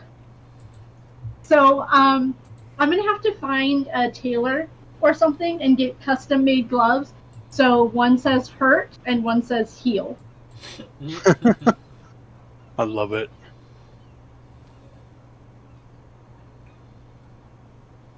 Because at 3rd level I get hands of healing and hands of harm. What you could do is tattoo it on your knuckles. She would totally do that too. Get some magic tattoos. But I would think that just buying gloves would be cheaper. Fair enough.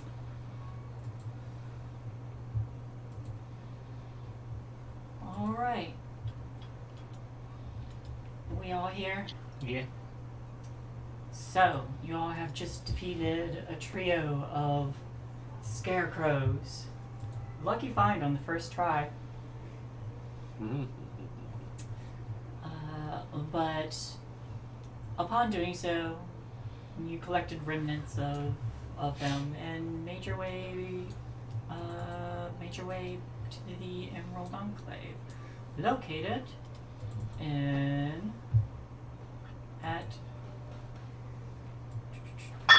it's located at another manor.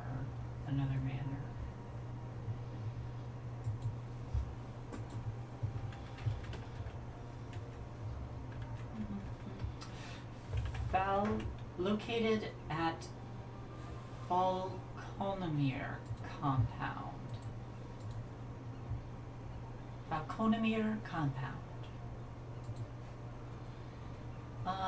But you make your way back.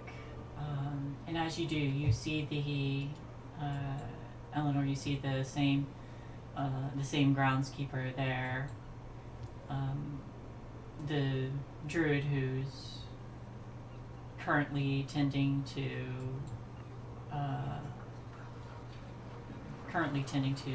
feeding these pigeons that are around the garden.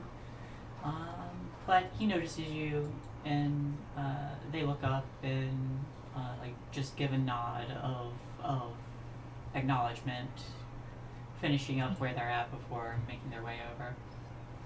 And she'll come over with a little friendly wave, and she's probably carrying one of the scarecrow heads. And well, we took care of it. There were a couple of them. I'd assume just one, but there were 3. So it seems, but you managed to handle it well enough. So I suppose I should ask now: are you interested in becoming a member of the Emerald Enclave, or would you rather be paid in gold? Well, we do need the gold, but I certainly wouldn't turn down an invitation to join either. Well, if you join and continue to prove yourself, you'll receive other benefits, more discounts on supplies that we provide, assistance when called for, that kind of thing.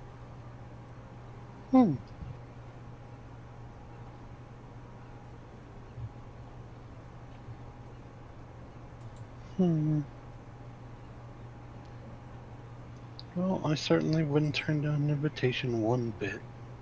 And of course, the chance to get to know more druids and everything would be great. That sounds good. Well, then I am happy to welcome you. And he just calls out, Jareth! And again, you hear kind of just echoing sources.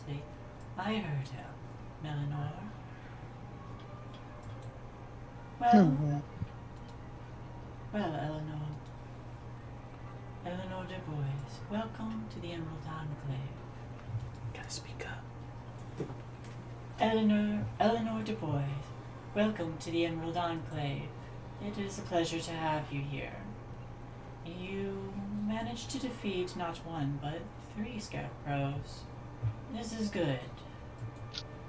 I am happy you have done so. You still have my boon upon you. I trust it will come to your aid when the time is right. She'll give a very polite nod and a slight bow. I'm just bowing to a sourceless voice. Yeah. Well, she's just like, it's probably, they could see me, probably, so I'll be polite. Yeah. Roll me a religion check.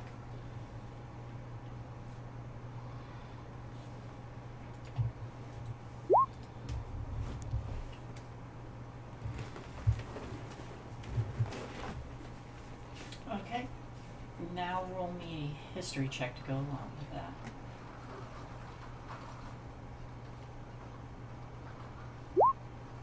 Okay. So, what you pick up on is that this sourceless voice is more than a druid. What you don't get is who or what they are.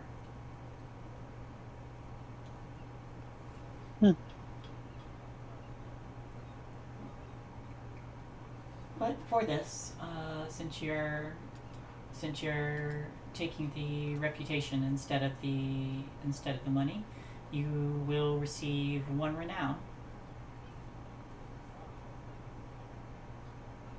Yay, I'm somebody. Yep, and with that renown,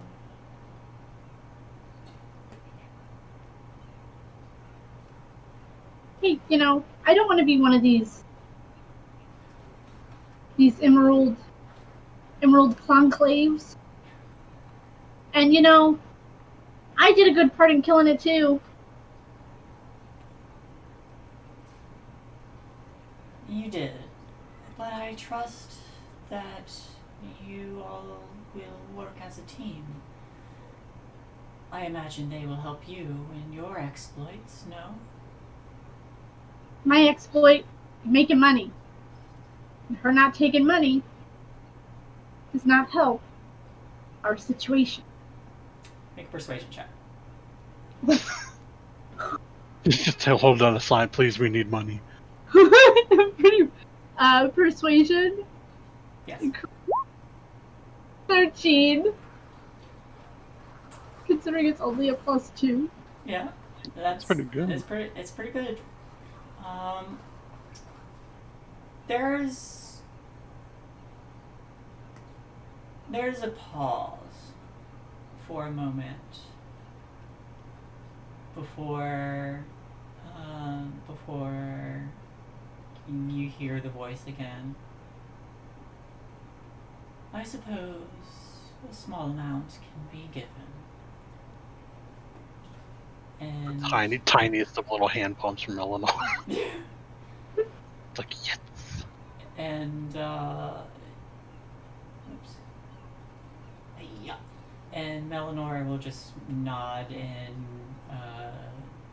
walk away for a little bit before returning with a small pouch of gold. So they'll offer the party 30 gold.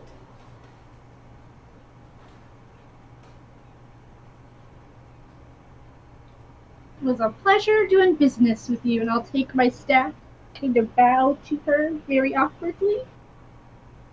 Well,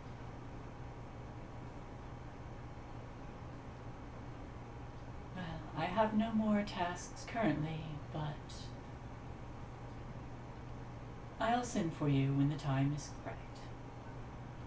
Very well. I look forward to it. Of course. Alright. When we leave, I'll give 10 to Elizabeth, 10 to Asterope, and I will keep 10 for myself. Alright. So, mark that somewhere on your sheet, Frost, that you have 1 renown point with Emerald Enclave.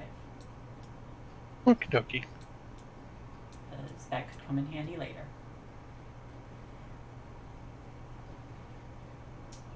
Hello. Goodbye. Goodbye. It was Shane again. He's having wonky internet. Ugh. Curse Never you fun. interwebs. Yeah. Alright. Well, that was it for that task. What would you all like crap. to do now? You know what we didn't do after putting out the fire? See if the scarecrows had anything on them. We just like ripped pieces off and No, hauled it to we brought the scarecrows with us. I thought we only brought the one because it was like there was No, we head. brought all 3 of them. You brought It was pieces just of easier that way. Oh, even better. We didn't look around. Maybe there was like some gold hiding there. There's nothing on them. It's now way too late to go look. So guess we can go babysit some plumbers. Yeah, because what else? We were given that. And in 3 days to go see the play. Or the opera. Shane didn't tell us about his Order of the Gauntlet task, did he? Yes, he did. He said something about stopping crime before it happened. Yes. But since he's not here, we obviously won't do that. Yeah, we can go do some babysitting. Alright. So for the job the Lord's Alliance gave you to protect the dung sweepers. Hey, Eleanor, do you still have that invitation that I kind of just thrusted at you? Oh, sure. And she'll take it back out from a little bag and she dusts it off from some various hay that's probably still stuck to her after Astrobe blew that one up right next to her. I'm gonna sniff it for spores. She will let more spores out. Just here you go. Here you go. And I'm gonna reread it. You're gonna reread it? Yeah. Okay, that one is... A merc. Yes, it is a merc. It reads, Renair tells us you are a good bet. He bought you tickets to the opera on this date at the Light Singer Theater in the Sea Ward. If you are interested, meet Mert at intermission. Private Box C. Formal attire is required for admittance. And how many tickets are in with this? 4.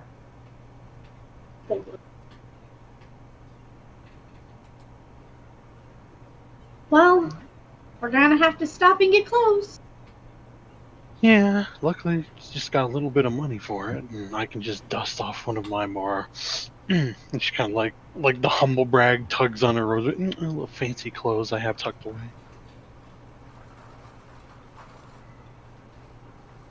I'll have to get something to match these. Points to her mask and horns. Alright. If that's the case, I don't believe we will pay it enough. She says it with a little bit of a smile, but the insult is still there. She wasn't going to pay us at all. No. She gave you a supernatural gift. Just hands down. And yeah, jeez, guys. And entry into the Emerald Enclave. Exact. Do you know how many leaves I'm gonna be wearing when this is over? You guys are welcome. I'm gonna look like the living embodiment of like a wreath, or like a Christmas wreath and everything. I want to inhale your spores, not join them. No offense.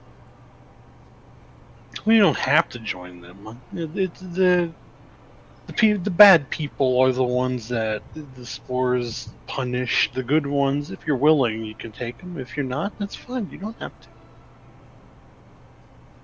We came to that agreement a long time ago. Mm-hmm. Well, you can be part of your people and take your payment, but that doesn't mean the rest of us should not get paid too. Well, no, I'm not saying you shouldn't. I think you should. Seeing as how the rest of you lack the natural affinity of druidic nature, I just don't think it should be fair that they offer me a spot and you nothing. So I don't bemoan you one bit for wanting a monetary compensation. Especially as, you know, they didn't fill in all of the information. They undersold exactly what we had to do. We were led to believe it was just some probably animated scarecrow or some weird creature that was glamored to look like one, just bothering people. Instead, there's a lot.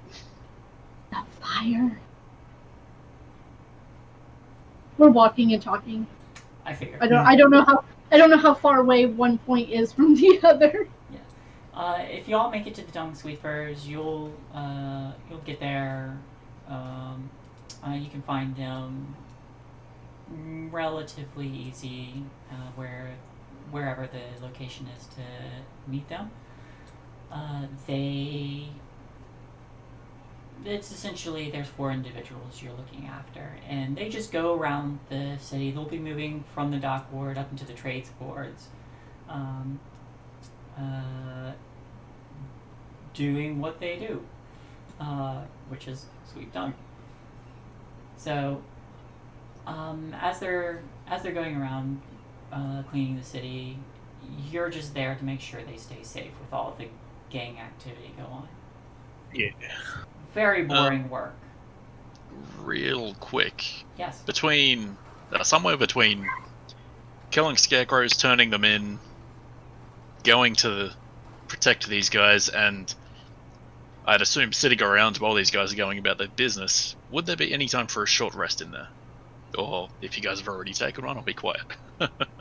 We haven't taken one yet because we just went straight from dead scarecrows to the Enclave. Yeah, I'd say if you're going to try to meet these guys in the same day, probably not. Okay. Even better, take the short rest while watching. Yeah. No. It's like we're just watching you. Don't worry. Yeah. So, but it's boring work. So for that day,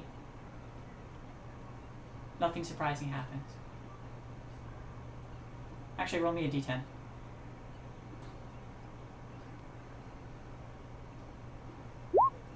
Two.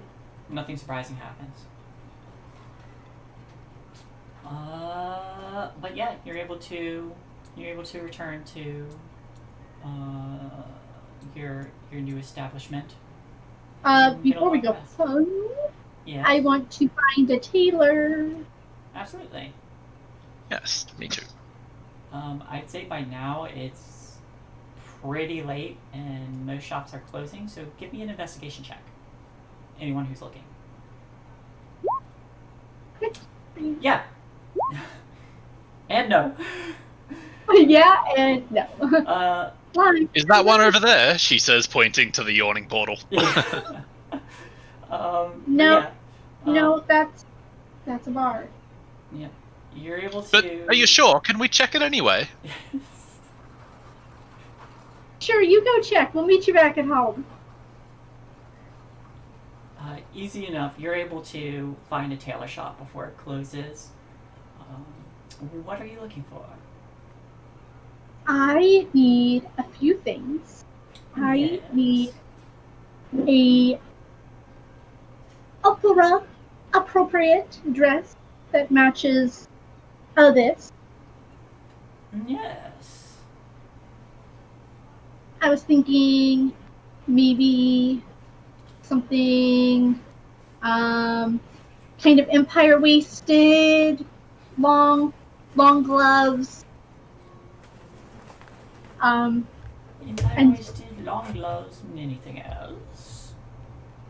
I also need a pair of fingerless gloves with each one hand says hurt and the other hand says heal. Custom work. In purple. In purple. Now you're speaking my language.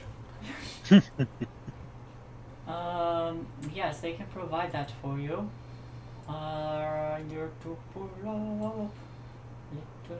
Ren, you got 10 gold from the scarecrow killing. I will take 10 gold, thank you. It went from 0 to 10 gold. Did we all get that? I disconnected when just handouts were given. Yeah. So, you, Ren, and I got 10 gold. Eleanor got renown. And Okay, I don't know, cool. I guess some kind of, magical thing. Yeah. It's like a sex thing, yeah. Thank you. For the fine clothes, they will run 15 gold pieces. And for the custom work? For the custom work, they're just gloves, but they are custom. I'd say they'd run 3. 15 plus 3 is 18? Yep, total of Is 18. anybody else getting anything? How much Yeah, is this so stuff Elizabeth beholder? would like some fine clothes as well. You want to get the stuff Black beholder? How much is the stuff beholder? That's not for sale. I kill him. No. Okay. I'll buy some fine robes. 15 gold. Would you like to describe these robes? They're just a nicer version of the picture one. Okay. A little more filigree on the sides. Yep. Out of character for Elizabeth, she goes for, like a shortcut dress that really shows off the goods. Alright. She's only going to wear it once, so, go all out. Gotcha. My hair wants to be in my face. Yep, 15 gold for that. Eleanor? Would you like to purchase some fine clothes? No, I have some tucked away in my things. Oh. And I am also too poor to afford anything. Because I picked being liked over getting paid. No, I'm kidding.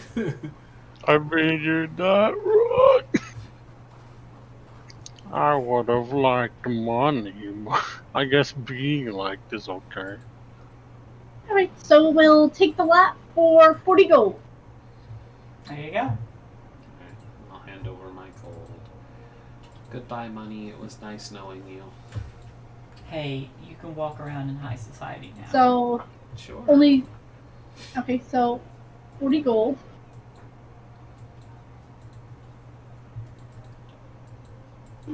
Were you haggling, or did you just do some... I just haggled and the DM said it was okay. How much did So you say? I said 40 gold. 40 gold. Yours is So a total of 48. 18. The other two of you are 48 paying gold for your total. own. Oh, you're doing this together? I said Right. 40 for the lot. Oh, well then I'm gonna need a persuasion check. Or a deception if you're trying to fast talk it. 12.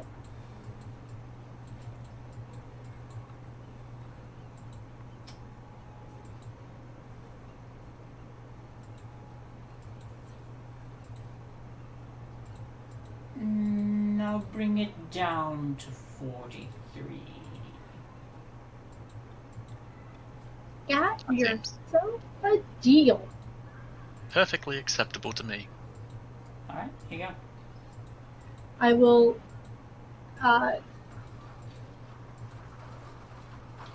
You can take the savings since you made the check. So 15 from Asterope and I, and 13 from you. okay.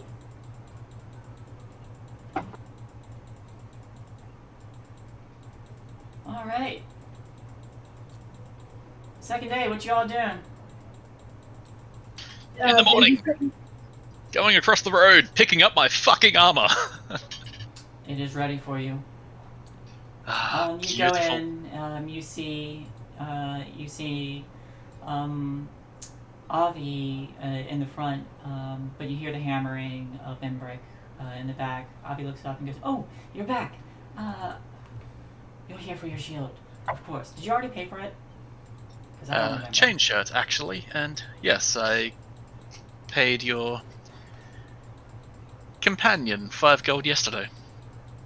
Is that true? I'm asking out of character. Yes. Yeah. Okay. To replace all the melted links of chain.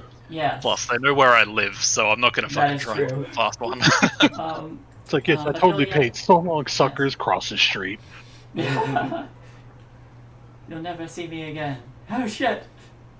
He stares out the window. Welcome to the hospital. Aww. We really need to come up with a theme. It's a bar and a hospital. Yeah, We've just been kind of calling it the Dilapidated Manor. The Hopsicle. There you go. The Hopsicle. That's good. That is good. I like that. Hospital. I do like this. Another little hand pump, like, yes. Right. So should start naming stuff. So you have the Hopspital here. Spirit Tap right across the street. And then everybody else. Which room are we? You all decided on this building here. Oh, okay. So we didn't take Trent's burned down detective agency. Got it. No, it looks freshly repaired. Likely story. No, I'm kidding.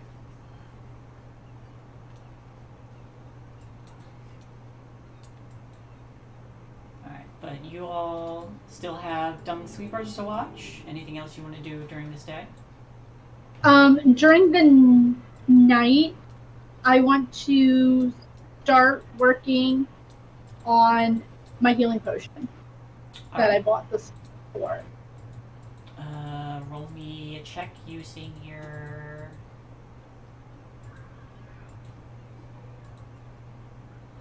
wisdom.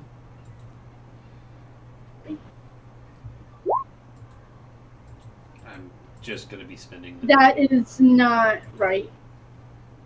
That's intelligence. So it's a 23. Okay. Yep, 23. Easy enough. It takes...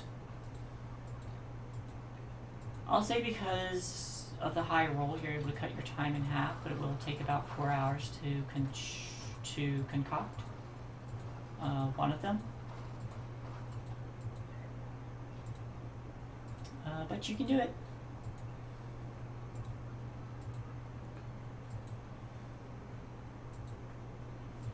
That's all I wanted to do before I went to bed. Did anybody else want to do anything? I'm going to be spending the day casting Unseen Servant and having them clean up stuff. Gotcha. Just Unseen Servant, 1 hour. Spend that hour resting, telling them what to do. Then cast it again, rest. Nothing. Yeah. Ah, Yeah. the light. In classic Shane fashion, I've got a few fucking silly things I'd like to do. Firstly, would I be able to find a cartographer to get a map of the city? Yes. Tell them Okay, one gold. how much would that cost me?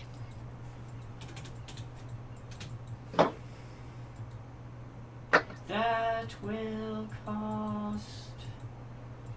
Maps are not cheap. Yeah, trying to find it. Did we not have something? Here we go. No, that's not it. Or, specifically, if it's cheaper, a map of just the field ward.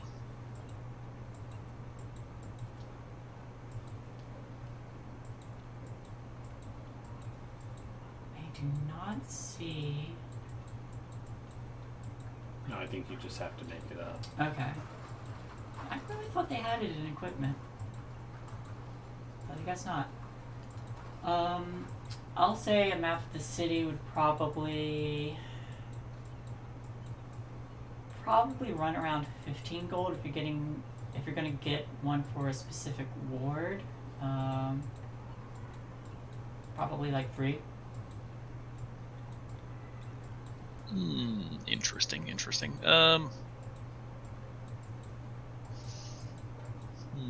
I have to try and work out where the fucking...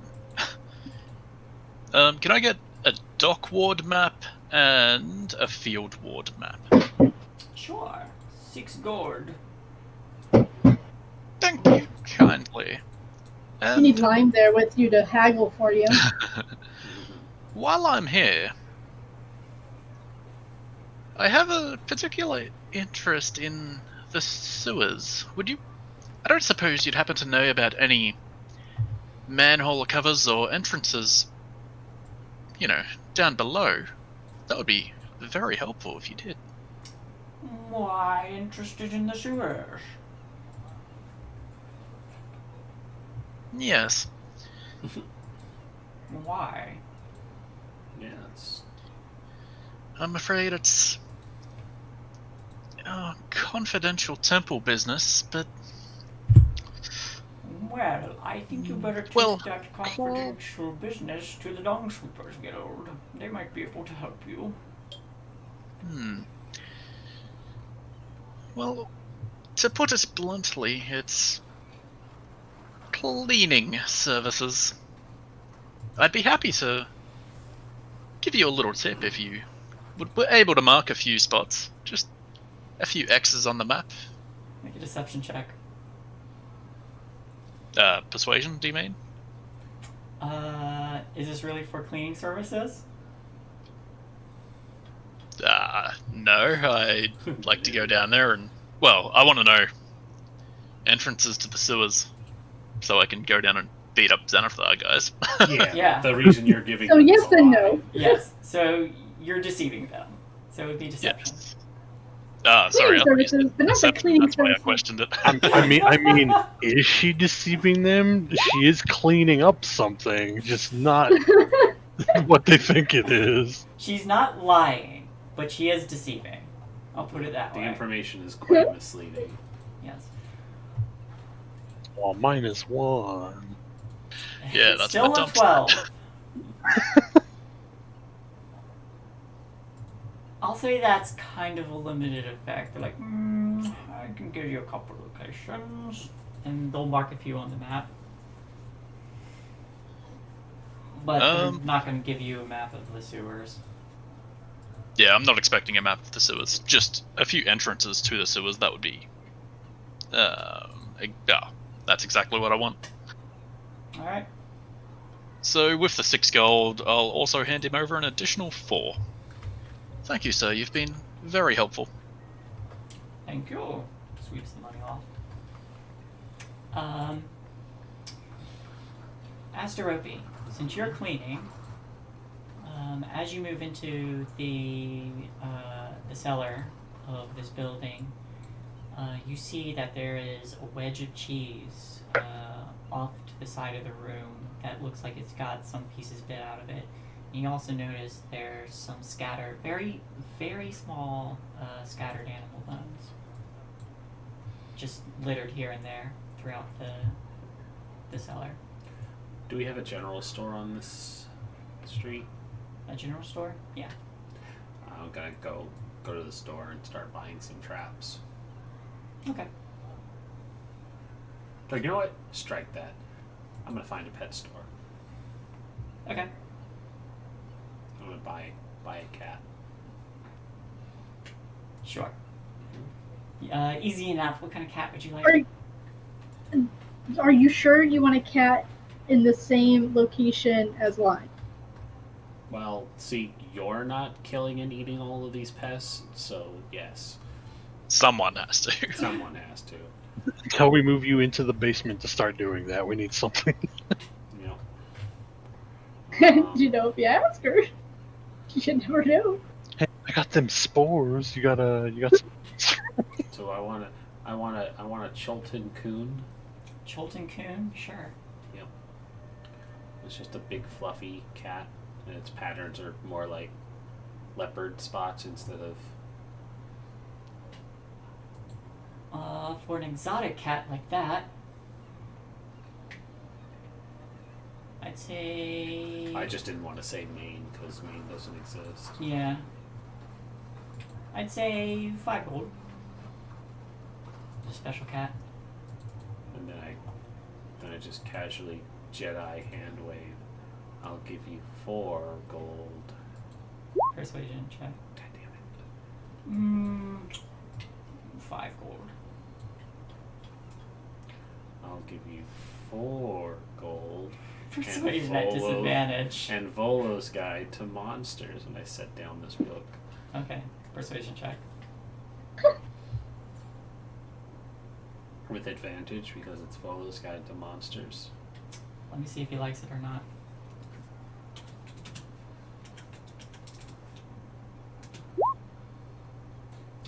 With advantage. 18. Alright. We'll take the book and the 4 gold. I will take my giant cat and leave. Giant and leave. It scarfs around your shoulder.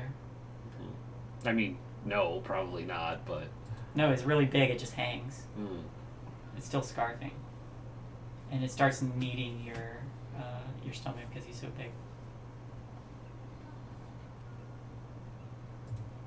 Yeah, I take the cat back and I get it settled. It will start exploring the house. Do you want to name him? Yes. His name is Yes. It's like, yes, Yeah. it has a name. That's all. Alright, so this cat starts prowling around the house, exploring everywhere, its new home. Really hope it doesn't get into certain gardens. It's only allowed in the beer garden. That's fair. Alright. So, second day, are you all going back to watch the Dung Sweepers? Mm-hmm. You do. Roll me a d9.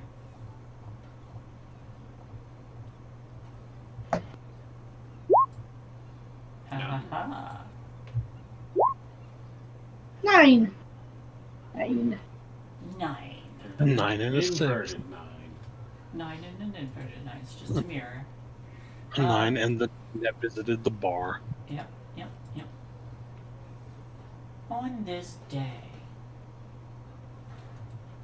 it goes along same as the first, quite boring,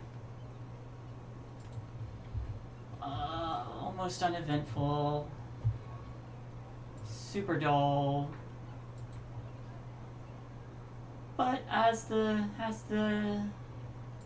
day starts to move into the afternoon and early evening, you start to hear, as they're working at a grate near one of the sewers, leading down into the sewers, you suddenly hear a shout of alarm, and you hear, "Oh, get it away!" And you see one of the dung sweepers like climbing out and scrambling rapidly. One who is standing by the grate peers down and just like starts backing up, and from out of it you start hearing a chittering. I'll move you all back over. Oh no, the scarecrows are back and they want revenge. Oh no.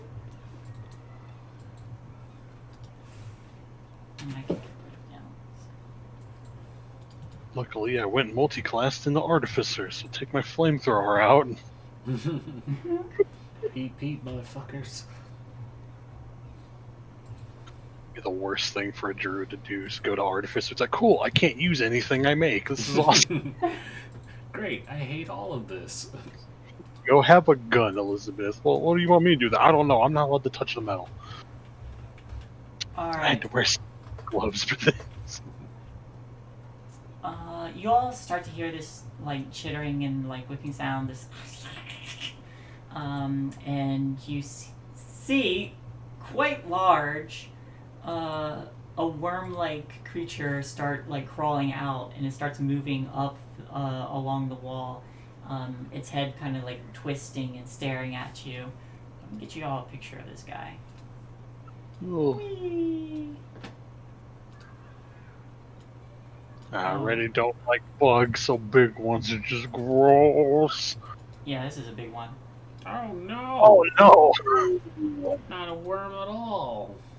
That's a... No, I remember carrion crawlers. I said worm-like. Oh, and just for those,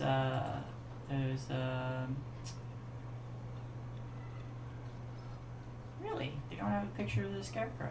Alright. Sure. Okay then.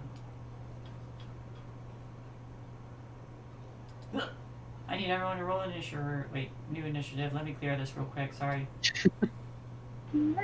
Shut up. Yeah. Initiative. Oh, that's a hell of a lot better than last time. It's Aww. Sad news.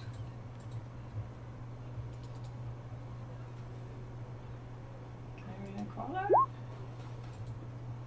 Oh, of course. Never whisper rolls.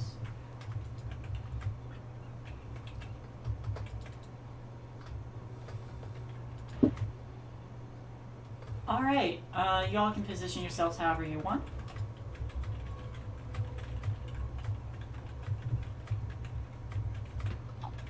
We all have the advantage when it comes to initiative, so this works. We're pretty much all in melee range, except the person who doesn't want to be.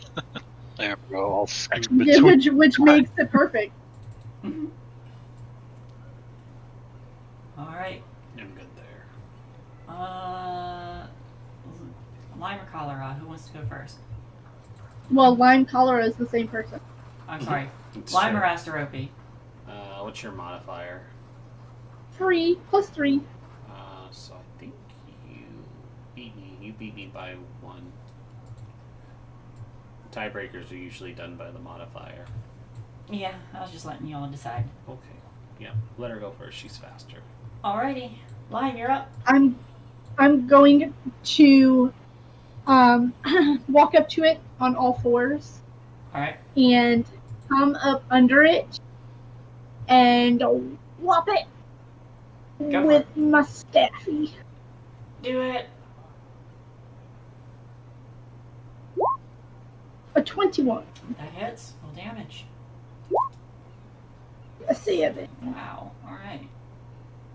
And then I'm going to use that same momentum that I used and just keep it going around and elbow it. Like right in its, like, I don't know, fleshy under mouth part. Do it. Clock its jaw. Definitely hits. Natural. With 7. Wow. You do a shit ton of damage to it in the first round. Ha. Not worming your way out of this one. Alright. Yep. And that is going to be my turn. Yep. I'm going to laugh in its head. Use my silent speech and just laugh. Wow. It looks confused. But yeah, you run up, you whack it in the side before using the momentum and just jamming your elbow into it, and you feel its carapace crack.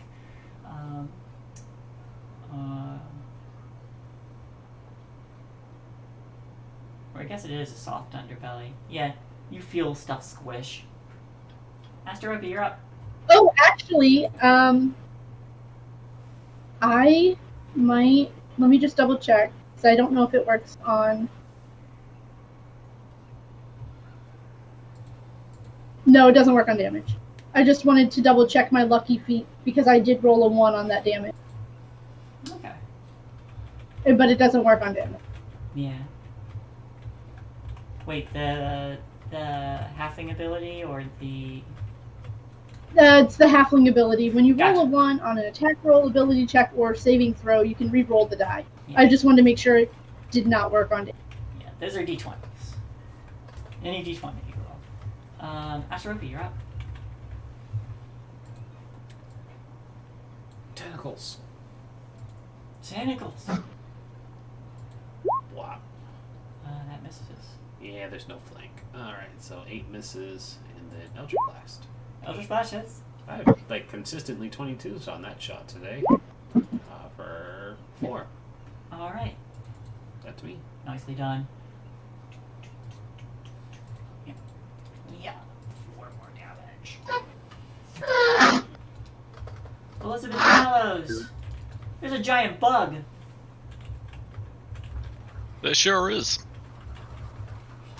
Elizabeth doesn't even take out her weapon. She just grabs her amulet and says, "Eleanor, I command you to sentence this thing to death." And she's going to use Channel Divinity, Path to the Grave. Ooh. It is now cursed and vulnerable to the next attack. Alright. Eleanor, anything else? I'll shift forward a tiny bit. Okay. Eleanor, you're up. This thing is gross. And I don't want to get in range because I am a squishy piece of toilet paper. Let's see. Okay. Do I want a fairy fire? Would be a funny waste of a spell. Why not? That's right, because the tentacle's not real, so I could put the little fairy fire like here to hit him. Alright. Like, sure. Fairy fire? yeah. What's your DC? 15. No. It doesn't even try to move. What color would you like the flames? Royal purple. Yeah. So you see this of like stars before they coalesce and start connecting to it, and there's like just like little flickers outlining its form. It is the carrion crawler's turn. It is going to... Okay. Someone else. Fucking kill that thing then. Hey. I'm working. Someone's going to get advantage and double damage. Yeah. It is going to attack Lime, who hit it the hardest and is right in front of it. Yeah. Yeah. There we go. Does a 16 hit? Yes. Oh, it rolled that twice. Is my armor class. Alright, so these tentacles reach out and start coiling around you.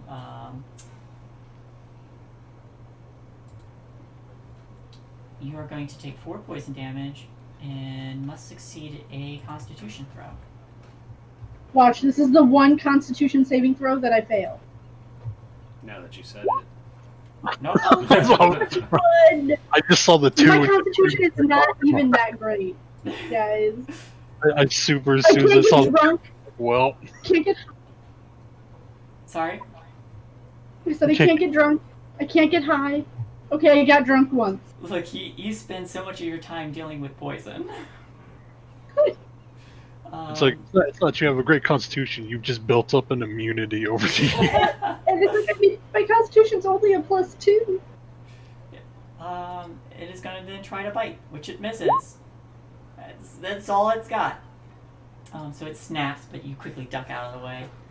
Lime, it's your turn. I'm going to you. Yep, you have advantage on your I have attacks. advantage. Sorry, go on. I have advantage. You do have advantage. Yeah, all attacks made on him made it an advantage. Because he's all sparkly and everything. And he's vulnerable to whatever damage I do, right? Correct. Yes, so use your strongest attack first. So I had just come up with my elbow, so I'm just going to loop around with the other end and just come at him the other way using the other end of my staff, and then again with the elbow right into his underbelly. Go for it. So that's going to be a 24 24. And a 20 also hits. Go ahead and roll damage. And then, you know what? Why not? Flurry of blows. I'm going to hit him one more time.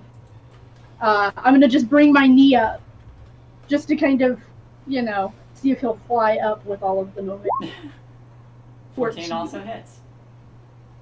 Alright, so this is 11 bludgeoning. And that was the first attack, so it's 22. Yes. That was max damage. Oh, I love it. 7. 7. And It's 7 again. That was all max 36 damage. damage in one turn. Beautiful. The dice are like getting this gross thing out of me. Describe to me how you tear this thing apart. So, like, all she sees is just all these, like, little legs and this big body of just, like, extracts that she can take. So she just brings her staff up from the left. It just goes in and hits it, and she can't even stop the momentum. She shoves her elbow in, and then just for good measure, brings her knee up into its stomach to see if it'll just go flying up. It actually does a little bit. Its body kind of like undulates, and you do basically beat it upwards before the area that you've just been wailing on just ruptures, and all this like goop and slime from its innards just spills out, and you just hear this, and it falls over. I'm gonna try and collect as much of its like goop things that I'm sure is all over me. And cut off its tentacles. It smells horrendous.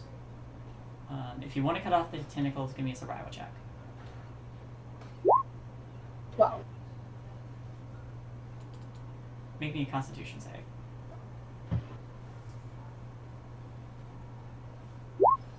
20. You're fine. You do feel you will take a little bit of poison damage.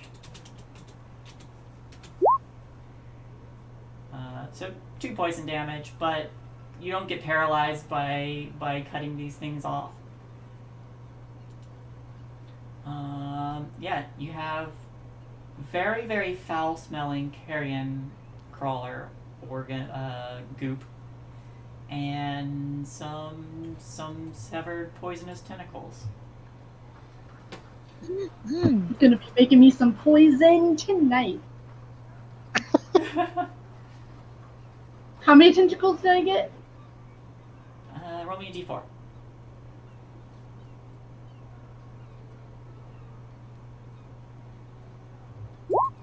2.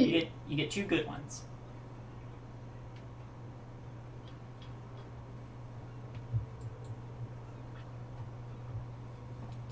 And then some of it's goop.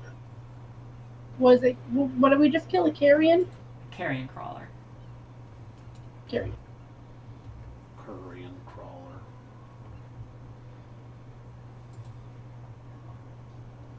Oh man, that was fun. That was exhilarating. Lime is hopping from like one foot to the other. You are. Elizabeth just kind of watches her jumping around in fucking puddles of acid and goop and just. Well, that's thoroughly disturbing. Smells horrible too. Lime, if you do much more, you'll have to take a bath later. And we all know how much you despise those. Just hisses at you like a cat. It smells like something's. It smells like something's been rotting for a while. Ooh. So that's your second day of watching the dung sweepers. Yeah. And just for the sake of this, the rest of the 10-day you go by watching them. Nothing else happens. Okay. Day 3 is gonna be crazy. We gotta watch an opera and everything. Yeah. So, Eleanor, what I was thinking is that for the basement, can turn it into my lab. I'm thinking one wall of spores. Like maybe a section that is potent but not poisonous. And then on the other wall, like with a little bit of a gap, definitely poisonous ones. And when they're ready to harvest, they're just an easy access. I can just grab them and mush them as I need them. Okay, well, we'll need two things. One, proper ventilation, because you would probably suffocate and die without any. And that wouldn't be fun. And two, we could never tell the authorities. Because I think you need special licenses to grow poisonous substances, like alchemists and the like would need. You know what? I'll take that up with the Alchemist Guild, and I'll see what I need to do that. Yeah, if they're I am to buy a license, cool. If not, we don't tell anybody. Because I am part of the Alchemist Guild, so it should be okay if I say that they're being used to make potions, which they will be. Mm-hmm. And I can keep the spores from growing into the woodwork and things, so we won't have to worry about a big outbreak or infestation. That if you're planning to open a hospital, that license can be included in the $250 price. Oh, cool. Then yeah, I can set that up pretty well. Just need a bit of.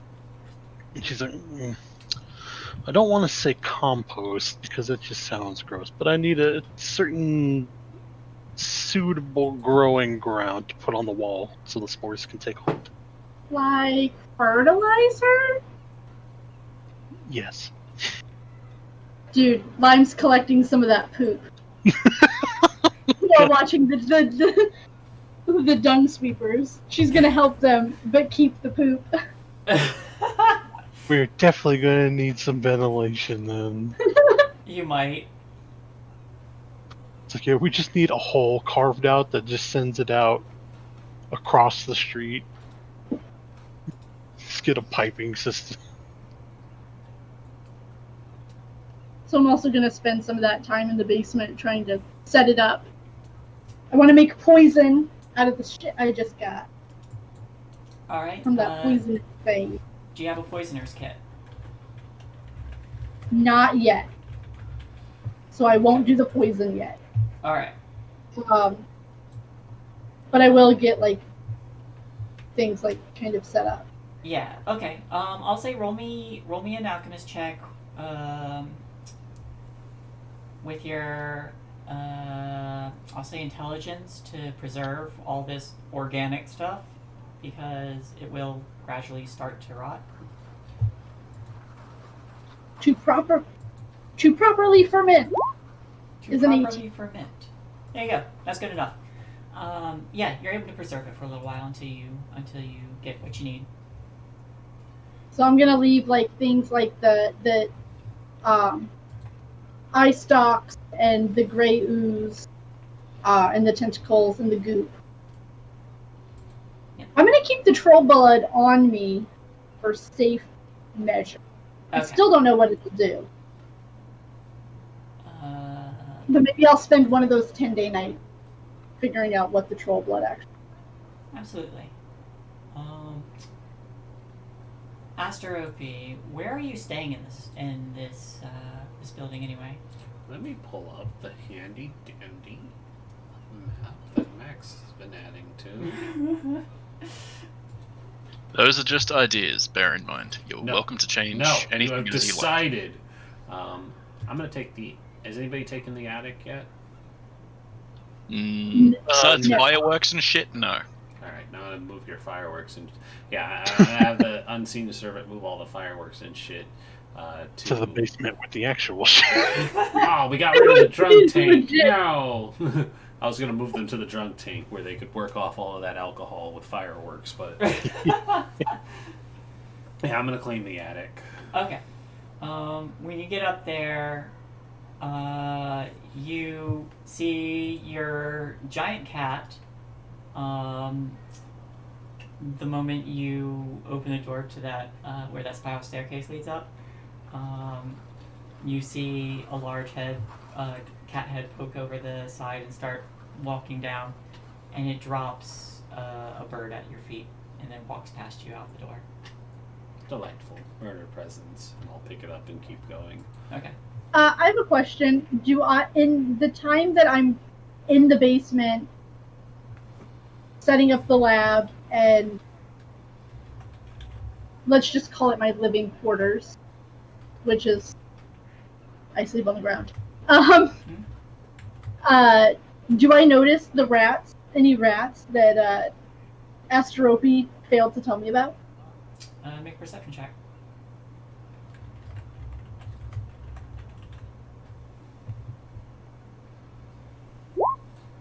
$17. I'm rolling pretty good. Yeah. 7.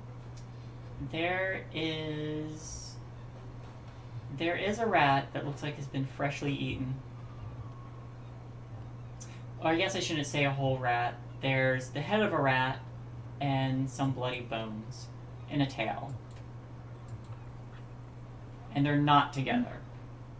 And then put in a jar, ferment it. Everything is an ingredient for later. Yep.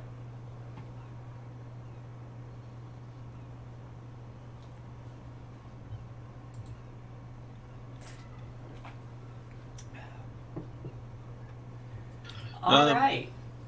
Weird. What time is the opera, rather? Does it clash with our protection duties? It happens right after your protection duties.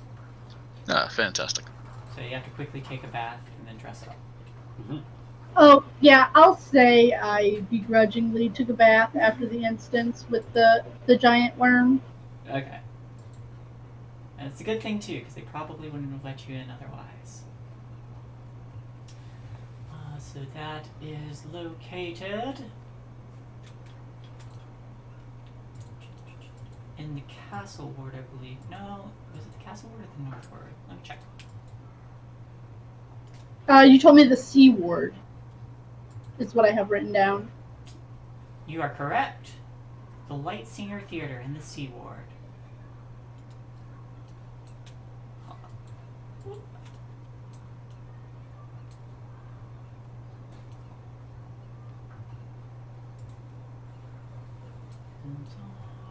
But yeah. Were we able to pick up our clothes on time? Yes.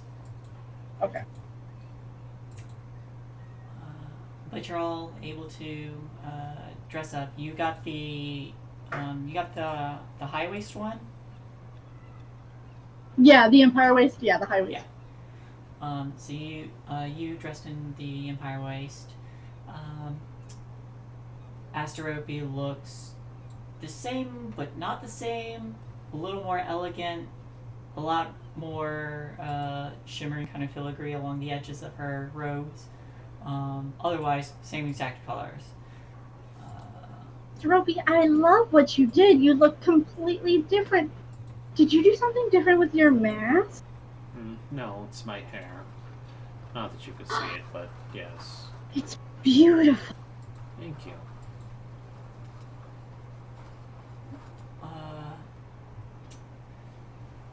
Eleanor, what does your dress look like? It looks like the kind of emerald green finery she wears underneath her armor, but it's a lot more vibrant. It doesn't look like it's 10 years old at this point. It looks like she's been keeping that very well preserved. Alright. Has nice dress gloves that go up the hands and everything. Fantastic. And then Elizabeth is dressed in a She's dressed like something a to slut. show off. Yeah, a classy but skimpy outfit. Excuse me, this is high class society. That is an escort. Okay. Yep. Yes, he's correct. You're dressed to catch the eye. But exactly. as you all are allowed into the given admittance into the theater,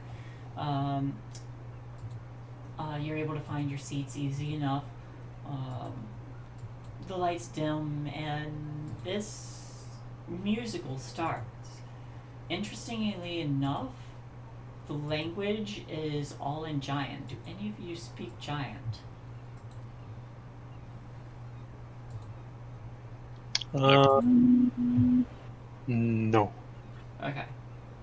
No, I think I can only read everything. It is still very interesting, and you're all given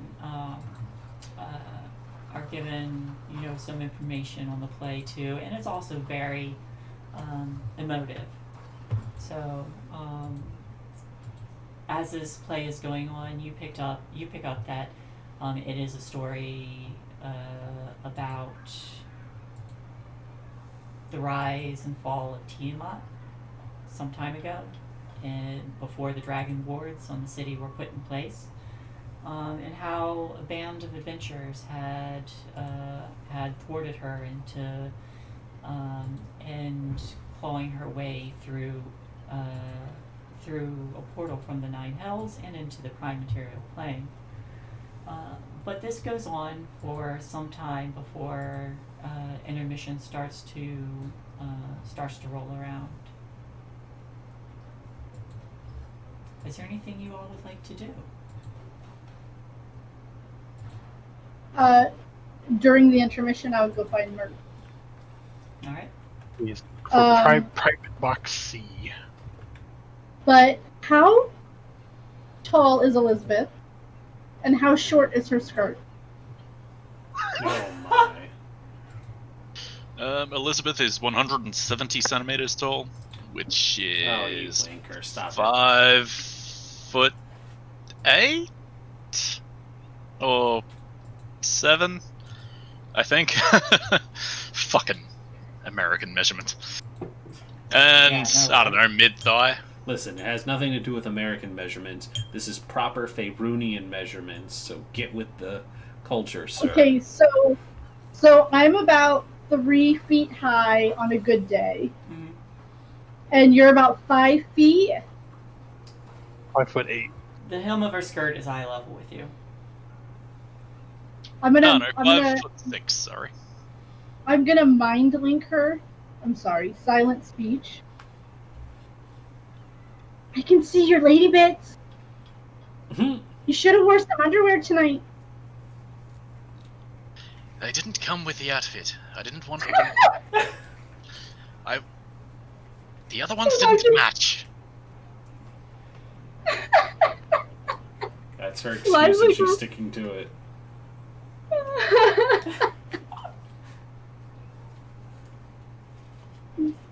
Well, I guess if it doesn't go with the outfit. Checks out. So not only is she not wearing underwear, told everybody, nobody knows why she said this and shared this information.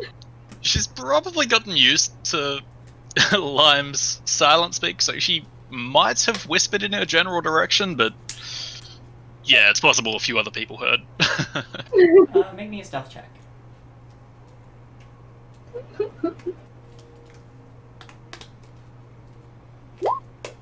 Yeah. As you say that, a couple people are just like, wait, what? Well, to be fair, they only heard about it not matching. They didn't hear anything about, that the is context. Fair.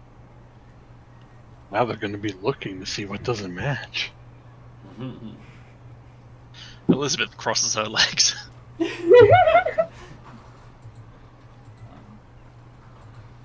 She was talking about her socks.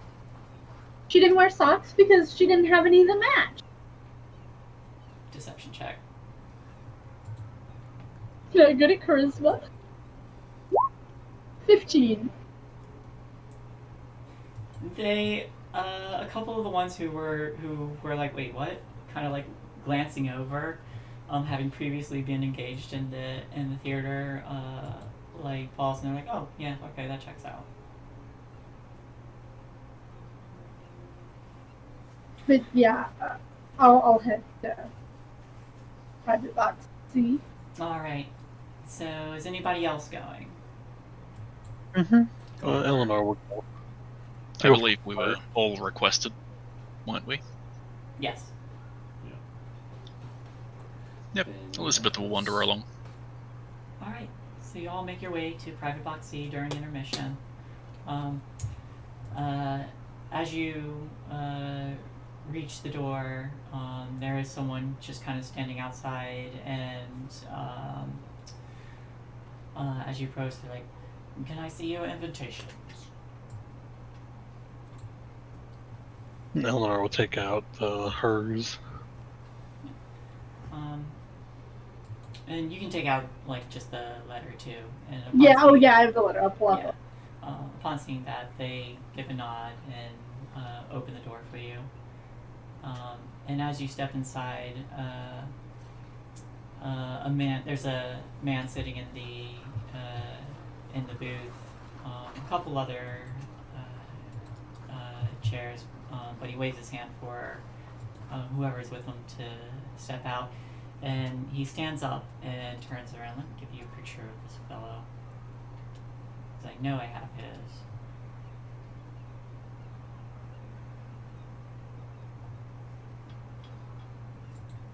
Here we are. And he's wearing his assless chaps today. Those are for the Spirit Tap nights. He's already dressed to go. Dressed to go preemptively. No, but he stands and turns around and he goes, "Ah, welcome. You all must be Lime." 50% more Gaslow. Don't make me self-conscious, alright? I can't do it now. Thanks, Ren. You're doing fine. Keep going. He looks at you and goes, "Welcome. I'm Moy."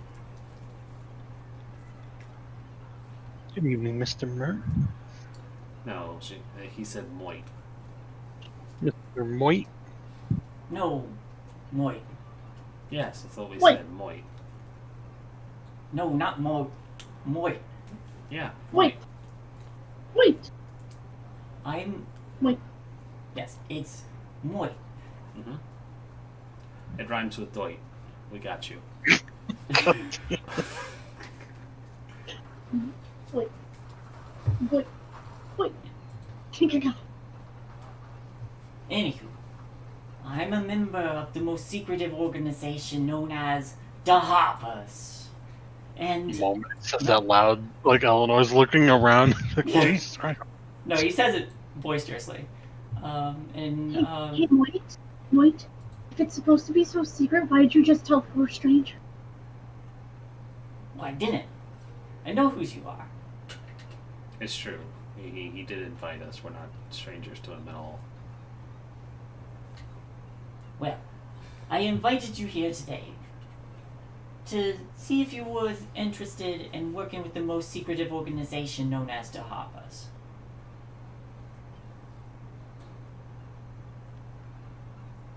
That depends. What kind of money is it in for me to do to work for you, Moit? Well, little lady, we are an organization. We are an organization working for the betterment of the people. We are here. We currently have some work for you, if you are interested. And if you are interested in joining the Harpers, I can see that happens too. Do I know anything about the Harpers? Roll a history check.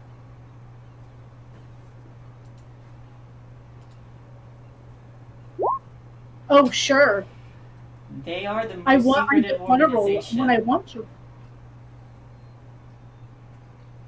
They are definitely the most secretive organization known as the Harpers. That's about it. They are really secretive.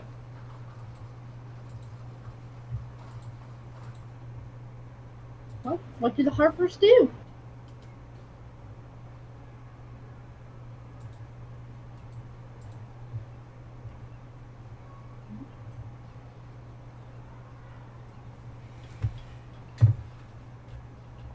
As I said, we do work that helps the good of the people.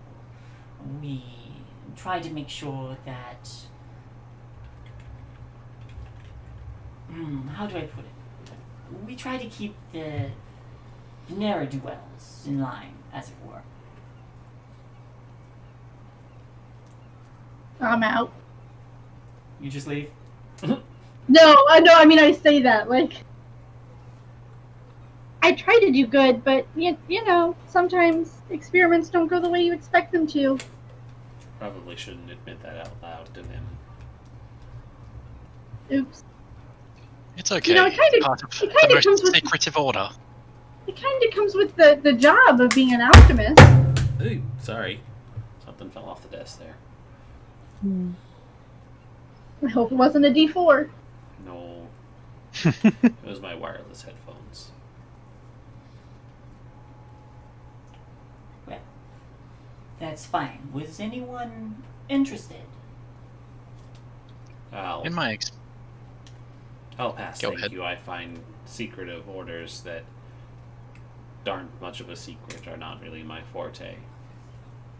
I mean, but if you have a job that'll pay us coin, I'm sure we could accommodate you, Mr. Moit.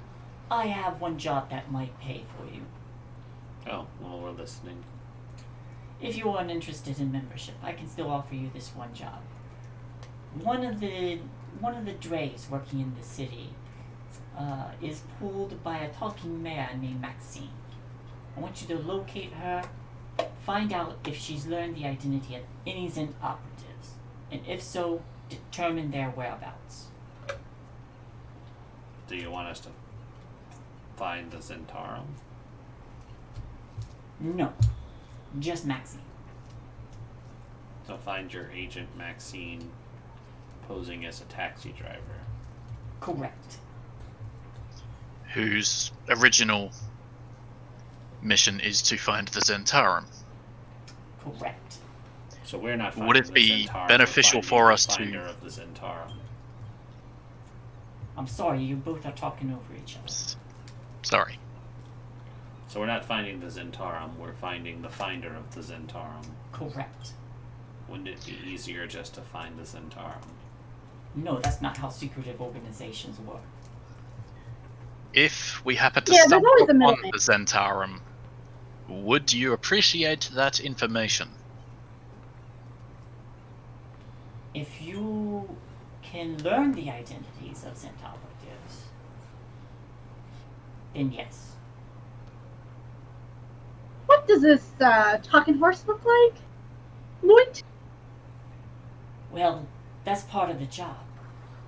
It's a horse, and it talks. I don't think there would be many in the city. Yeah, but I mean, where was the horse last seen? Where, like, is it a purple horse? Is it Is it a quarter horse where it's like brown with like a black mane? Or is it like a paint horse where it's white with like brown spots? Like, what kind of horse are we looking for? She's a nice shade of brown. Ah, the most common. Exactly. She'll blend in well. That'll make our job much easier. I guess I gotta ask every horse, are you Maxine? Are you Maxine? Are you Maxine? What's the name of your horse? I say all of that in Moit's head. That is a very interesting talent. I'm sorry you don't want to join.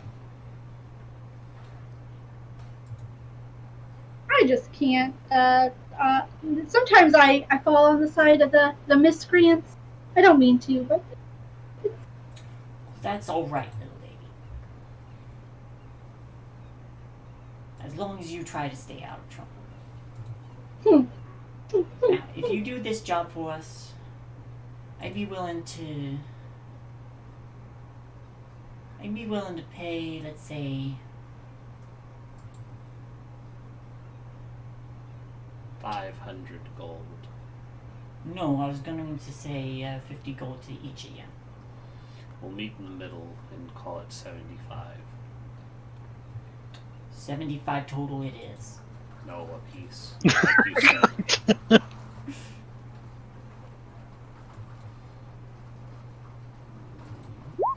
Okay, well, these dice really don't want to work for me tonight.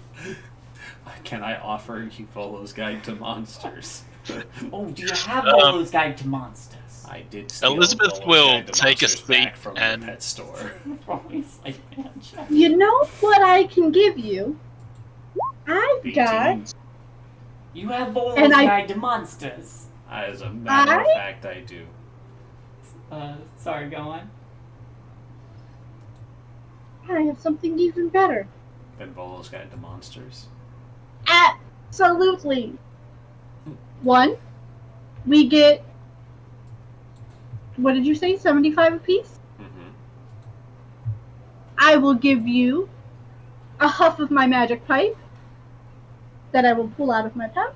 And then I'll kind of lift my dress up, and I have a vial, like a vial garter, like around my thigh. Mm-hmm. Like, you know, kind of like you'd have a gun holster. Yep. And I pull out a vial of troll's blood. Oh, and I have this. That went in a totally different direction than I was expecting. He'll kind of like eye it for a minute and reach down and take the vial if you'll let him take a look at it. He takes out, I want to say he takes out a monocle and just rubs it. He doesn't need it, but he just does it for show. He goes, "Is this troll's blood?" It is. You got yourself a deal. And Volo's Guide.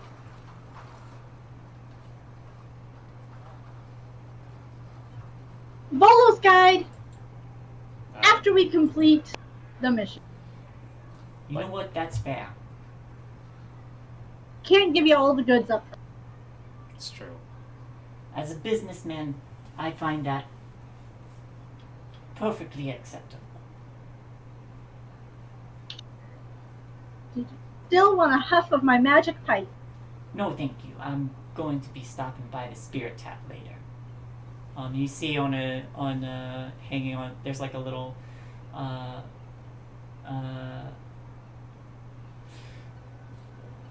like one of those like hanger things from like the dry cleaners that's got passless chaps on it. You sure you don't want to be high for that? No, I want my senses about me to start. Well, alright. Well, we should be going. The hour is getting quite late. Of course. Enjoy the rest of the theater. Thank you kindly. See you at the Spirit Tap, and I give him a wink. It is 11:30 though. I think this is a good spot to end. I guess, is there anything else you all wanted to do before we close out? Not that evening, because I know the next day Eleanor wanted to go to the bookworm place to inscribe some like healing spells for him. On scroll so she can make money. All right, your part-time job. Part-time job. All right. Well, Elizabeth would like to do that as well eventually, but first she has her own jobs to do. But that will be next week. okay. Indeed it shall. Well, everyone, thank you. This has been Waterdeep Dragon Heist. I hope I'm doing the voices all right. I'm trying. They were amazing. I loved that Mert was like a New Yorker from like the 20s. Loved it. I'm glad. Rin does it much better. He did Gaslow, which I guess is kind of like that. So, hey there, everybody. How's it going? My name is Merton. I'm part of the secret organization known as the Hoppers. The most secretive organization known as the Hoppers. Oh, I who's it a definitely got the secret to? monster feel. It's like, who's it a secret to? Baldur's Gate? Because, like, everyone here can hear you. No. Nah. We're a worldwide known organization that nobody's supposed to know about. We have branches everywhere where they shouldn't be. Any hoodle. Yeah, Thanks for watching, everybody. Thank you, Happy everyone. birthday, DM. Happy Thank you birthday very to the much. DM.